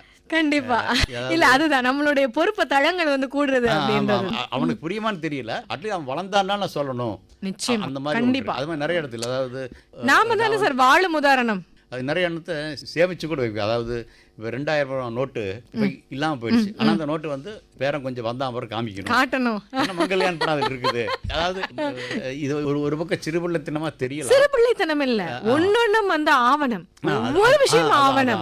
அது தெரியாம போயிடுமே. வந்து பேரனுக்கு காமிக்கணும் அப்படிங்கிறது ஒரு எண்ணம் வருது. பையனுக்கு நான் சொன்னேன்னு தெரியல நீங்க சொல்றீங்க. பையன் வந்து உங்க கூடவே அவர் இருக்கிறாரு இல்லையா, சோ அவர் வந்து எல்லாத்தையும் பதிவு பண்ணிட்டே தான் இருப்பாரு. அவர் காட்ட வேண்டிய அவசியம் இல்ல. ஆனா பேரனுக்கு நிச்சயமா நீங்க கொடுக்கணும். ஏன்னா இது என்னதான் ஒரு சயின்ஸ் ஒரு ஹிஸ்டரி அப்படின்னு போனா கூட நமக்கான சில பர்சனல் இருக்கு. அத தாத்தா வானா பிறகு அந்த ஒரு வரும், நிச்சயமா வரும். நம்ம வந்து கொங்கு தேசமும் நீங்களும்னு தொடங்கணும். ஆனா நீங்க சொன்னீங்க இத்தனை புத்தகங்கள் போட்டிருக்கிறேன், தமிழ் படிக்கணும்ன்ற ஒரு ஆர்வம் இருந்தது அப்படின்னு சொல்லி தமிழும் நீங்களும் அப்படின்றதோட முடிக்கலாம்னு நினைக்கிறோம். எப்படி சார், எப்படி உங்களுடைய அந்த தமிழ் புலம் அப்படின்றது எப்படி? ஏன்னா நீங்க தமிழ்ல தான் தமிழ் மொழியில படிச்சவங்க இல்லையா? அது கண்டிப்பா அது வந்து எல்லா இடத்துலையும் சொல்ல முடியும். ஏன்னா தமிழ் வந்து கண்டிப்பா எனக்கு ஒரு பலகீனமா இருந்ததில்ல, பலமா இருந்திருக்கு அப்படின்னு சொல்லியிருக்கேன் இல்லையா. நிறைய பேர் இன்னைக்கு வந்து தமிழ் வழியில படிக்கும்போது அது ஒரு பலவீனம் நினைக்கிறாங்களே. இல்லை, அது வந்து என்னை பொறுத்த அளவுக்கு தப்பு நினைக்கிறேன்னா, என்னுடைய காலில் நான் நிற்கிறேன் அப்படின்னா அதே மாதிரி என்னுடைய வெளிப்பாடு அறிவியல் தொழில் இருக்குதுன்னா அது வந்து சுய சிந்தனை முக்கியமான காரணம். மற்றவங்களை அப்படியே நான் பின்பற்றி போகலை அப்படிங்கிறது காரணம். அதற்கு கண்டிப்பாக நம்முடைய சிந்தனை ஓட்டம் தான் இது. நம்முடைய சிந்தனை தாய்மொழியில தான் இருக்கும். தாய்மொழியில சொல்லும்போது சிந்தனைக்கும் உங்களுடைய அடிப்படை கல்விக்கும் தொடர்பு இருக்குது. அந்த கல்வி உங்களுடைய தாய்மொழியிலே இருக்கும் பொழுது சிறப்பாக போகும் அப்படிங்கிறது உளவியலாளர்களுடைய என்னுடைய அனுபவமாக பார்க்குறேன். அந்த வகையில் எனக்கு ஒரு பக்கம் சந்திரயான் அப்படிங்கிறது ஒரு முகவரி இருந்தாலும் இன்னொரு பக்கம் தமிழனாக கண்டிப்பாக ஒரு முகவரி. ஏன்னா அறிவியல் என்னை பொறுத்தளவுக்கு யாருமே ஒரு விண்வெளி பயணம், அதுவும் செவ்வாய் பயணம் மாதிரி ஒரு விண்வெளி பயணம் 9-10 மாதங்கள் போகக்கூடிய அந்த பயணத்தை வந்து உடனுக்குடன் பதிவிட்டு அவங்க வந்து டைரியில் எழுதியிருக்கலாம். ஆனால் அதை வந்து ஒரு கட்டுரை யாருமே என்ன பொறுத்தவரை யாரும் பண்ணனதே இல்லை. ஏன்னா யாருமே முதல் முயற்சி ஜெயிச்சது இல்லை. அதை சொல்லுங்க. ஆனால் நம்ம முதல் முயற்சியில் போய் அந்த முயற்சியில் வந்து நம்ம ஜெயிப்போம் அப்படிங்கிறத நான் தமிழில் எழுதினதை தமிழ் நெஞ்சங்களும் அதை பாராட்டினாங்க. இது எல்லாம் சேர்ந்து இங்கே ஸ்ரீஹரிகோட்டை அனுப்புறதுலேருந்து அந்த செவ்வாய் கிரகத்தை அடைஞ்சு முதல் படம் எடுத்த வரைக்கும் நான் தமிழில் தான் எழுதினேன். தமிழை தவிர எந்த மொழியிலையும் ஆங்கிலத்திலையும் கூட யாரும் எழுதியிருக்க மாட்டாங்க. தமிழில் தான் எழுதணும்னு நீங்கள் எப்படி சார் முடிவு பண்ணீங்க? அது வந்து என்ன சொல்லணும், என்னை ஓரளவுக்கு மேலே கொண்டு வந்து என்னுடைய தனித்தன்மைக்கு, அறிவியல் துறையில் தனித்தன்மைக்கு காரணமானது தமிழ் அப்படிங்கிறத நான் கண்டிப்பாக சொல்ல முடியும். கண்டிப்பாக சொல்லுவேன். ஆனால் அதுக்கு வந்து நான் எதாவது செஞ்சானும் இல்லையா, தமிழ் எனக்கு செஞ்சதுக்கு நான் எதாவது தமிழுக்கு கைமாற செய்யணும். அதை வந்து எனக்கு கொடுத்த தமிழை நான் செய்யும் பொழுது தான் அது இன்னும் சிறப்பாக இருக்கும் அப்படிங்கிற என்னை பொறுத்தளவுக்கு செவ்வாய் பயணத்தை யாருமே எந்த மொழியிலையுமே நடக்கும்போது எழுதல. அது நீங்க வந்து ஒவ்வொரு படிநிலையாகவே வந்து அதை கொடுத்துருக்கேன். அது தமிழில் நான் கொடுத்துருக்கேன். அதை வந்து நிறைய பேர்த்துக்கு போய் சேர்ந்துச்சு. அப்போ அது பார்த்தீங்கன்னா நான் எங்கே போனால் நிறைய இடத்துல சந்திரயானுக்கு தாண்டி இது நான் எழுதுனது அவங்களுக்கு போய் சேரும். ஏன்னா எல்லாராலையும் வந்து அந்த ஒரு மொழியை புரிஞ்சுக்க முடியுமா, அந்த அறிவியல் மொழின்னு ஒண்ணு சொல்றோம்ல, அது கூட வந்து எல்லாருக்கும் போய் சேர்றது சிரமம். ஆனா நம்மளுடைய தாய் தமிழ்ல கொடுக்கும்போது அது ரொம்ப எளிமையா இலகுவா போய் சேரும். அதே மாதிரி முடிஞ்ச அளவுக்கு நான் வந்து மொழி பெயர்ப்புங்கிற மாதிரி பண்ணியிருக்கவே மாட்டேன். எனக்கு என்ன செய்யறேன்னு தெரியும். அதனால எனக்கு தெரிஞ்ச தமிழ் நான் என்ன செய்யறேன் இதை மட்டும் தான் எடுத்து எழுதினாலையும் மொழிபெயர்ப்பு அப்படிங்கிறது கிடையவே கிடையாது. அந்த வார்த்தைகள் சார் அதுதான் நிறைய சக நண்பர்கள் சொல்லுவாங்க. இந்த வார்த்தைகள்லாம் அப்படி இயல்பா எனக்கு என்ன இயல்பா வந்த மாதிரி தான் தெரியுது. இந்த சென்சார் அப்படிம்பாங்க, உணரி அப்படின்னு போடுவேன். உணரி அப்படிங்கிற வார்த்தை அதுக்கு முன்னே எங்கேயும் இருந்த மாதிரி இருக்கு. அதுதான் நான் கேட்கிறேன், அந்த வார்த்தையை எப்படி தேடுனீங்கன்னு தான் கேட்கிறேன். அது ஏன்னா சென்ஸ் பண்ண அப்படிங்க உணர்தல் உணரியா இருக்கும். அது மாதிரி ஏன்னா கலைச்சொல்லாக்கத்திலையும் கூட போய் பாத்தீங்கன்னா நீங்க பயன்படுத்தின வார்த்தைகள் வந்து அங்க இல்ல அதன் எடுத்துக்கவே இல்ல. அதனாலதான் நான் கேட்கிறேன், பர்டிகுலரா இந்த கேள்வி வந்து அதனாலதான் கேட்டேன். கலைச்சொல்லாக்கத்துல இல்ல, ஆனா நீங்க இப்ப நீங்க சொன்ன மாதிரி இந்த எக்ஸாம்பிள் தான் சென்ஸ் அப்படின்னு சொல்லும் போது அந்த உணர்தல் திறன் அப்படியே பண்றேன். அதனால வந்து நான் வந்து ஒரு கஷ்டப்பட்டு ஆங்கிலத்தில் இருக்கிறது அப்படியே மாத்தி சொல்லுவாங்க இல்லையா, வாட்டர் ஃபால்ஸ் அப்படிங்கிறது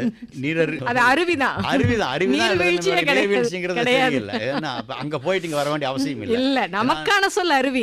அது மாதிரி தான் நம்முடைய தமிழ்ல இருக்கிறத அப்படி நான் செஞ்சா நான் எழுதுறேன். ஏன்னா அப்படி இருக்கும் பொழுது எனக்கு தெரிந்த மொழியில கடத்த முடியும் அப்படிங்கறது வந்து ஒரு வைராக்கியமா இல்ல, இயல்பா நான் கொண்டு போனேன். அது இயல்பா வந்துச்சுன்னு நினைக்கிறேன். என்னைக்குமே வந்து தமிழ் நிச்சயமாக வாழ வைக்கும் அப்படின்றதுக்கு உங்களுடைய கட்டுரை தொடர்கள் வந்து ஒரு மிகப்பெரிய சாட்சி சார். இந்த நிகழ்ச்சி நிறைவு செய்ய போகிறோம். கேட்டுட்டு இருக்கக்கூடிய நம்மளுடைய விவத் பாரதி தமிழ் பண்பலை நேயர்களுக்கு நீங்கள் என்ன சொல்ல விரும்புகிறீங்க, ஒட்டுமொத்த ஒரு கன்க்ளூஷன்?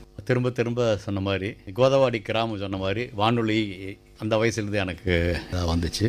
அதை தாண்டி வானொலி மாமா அப்படி இப்படின்னு எல்லாம் கேட்குறது என்னுடைய பழக்கமாகூட இருந்துச்சு. இப்போ நிறைய ஊடகங்களில் நான் நீங்க பேசக்கூடிய வாய்ப்புகள் நிறைய கிடைச்சிருக்கு. அது தமிழகம் உலகளவில் பல நாடுகளில் பல ஊடகங்கள் பேசுகிற வாய்ப்பு இருந்திருக்கு. ஆனால் எந்த ஊடகமே திருப்பி என்னுள் ஒருவனை பார்க்கறதுக்கு முயற்சி பண்ணலை. அந்த முயற்சியை பாரதி பண்ணியிருக்கு. நன்றி சார். வாழ்த்துக்கள். நன்றி சார். நன்றி நன்றி நன்றி. அது என்னைக்குமே நமக்குள்ள நம்மளை தேடும் போது இப்போ எவ்வளவு பொக்கிஷம் எங்களுக்கு கிடைச்சிருக்கு, உங்களுக்கு மட்டும் இல்லை. ஏன்னா எனக்கே தெரிஞ்சிருக்கு. கேட்கும்போது அந்த கேள்விகள்னால தான் அந்த மாதிரி பதில்கள் உருவாக்க முடியுது. அதான் அறிவியல் அப்படிங்கிறது. சரியான கேள்வியை கேட்டால் சரியான பதில் தான் அறிவியல், இல்லையா? நிலவில் நீர் இல்லை அப்படிங்கிறது நிலவிலேயே இருந்திருக்குது, சரியா கேட்கல அன்னைக்கு. கேட்கல. நன்றி சார். பரவாயில்ல. கேள்வி எப்படி இருந்தாலும் அதை எந்த ஒரு ஒளிவு மறைவு இல்லாமல் அந்த ஒரு மனம் திறந்து எங்களுக்காக நீங்கள் பகிர்ந்திருக்கீங்க. வாழ்த்துக்கள் சார். நன்றி. சந்திக்கலாம்.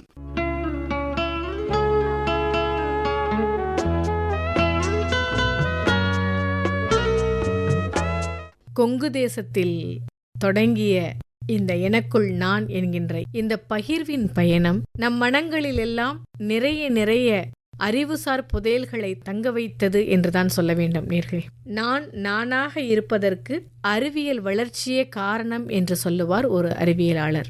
அப்படி இந்த அறிவியல் வளர்ச்சியின் மூலமாக நானாக, எனக்குள் நானாக, நம்மோடு தன் நினைவுகளை, தன் நிகழ்வுகளை பகிர்ந்து கொண்ட மயில்சாமி அண்ணாதுரை அவர்களின் இந்த பகிர்வு இத்துடன் நிறைவு பெறுகிறது.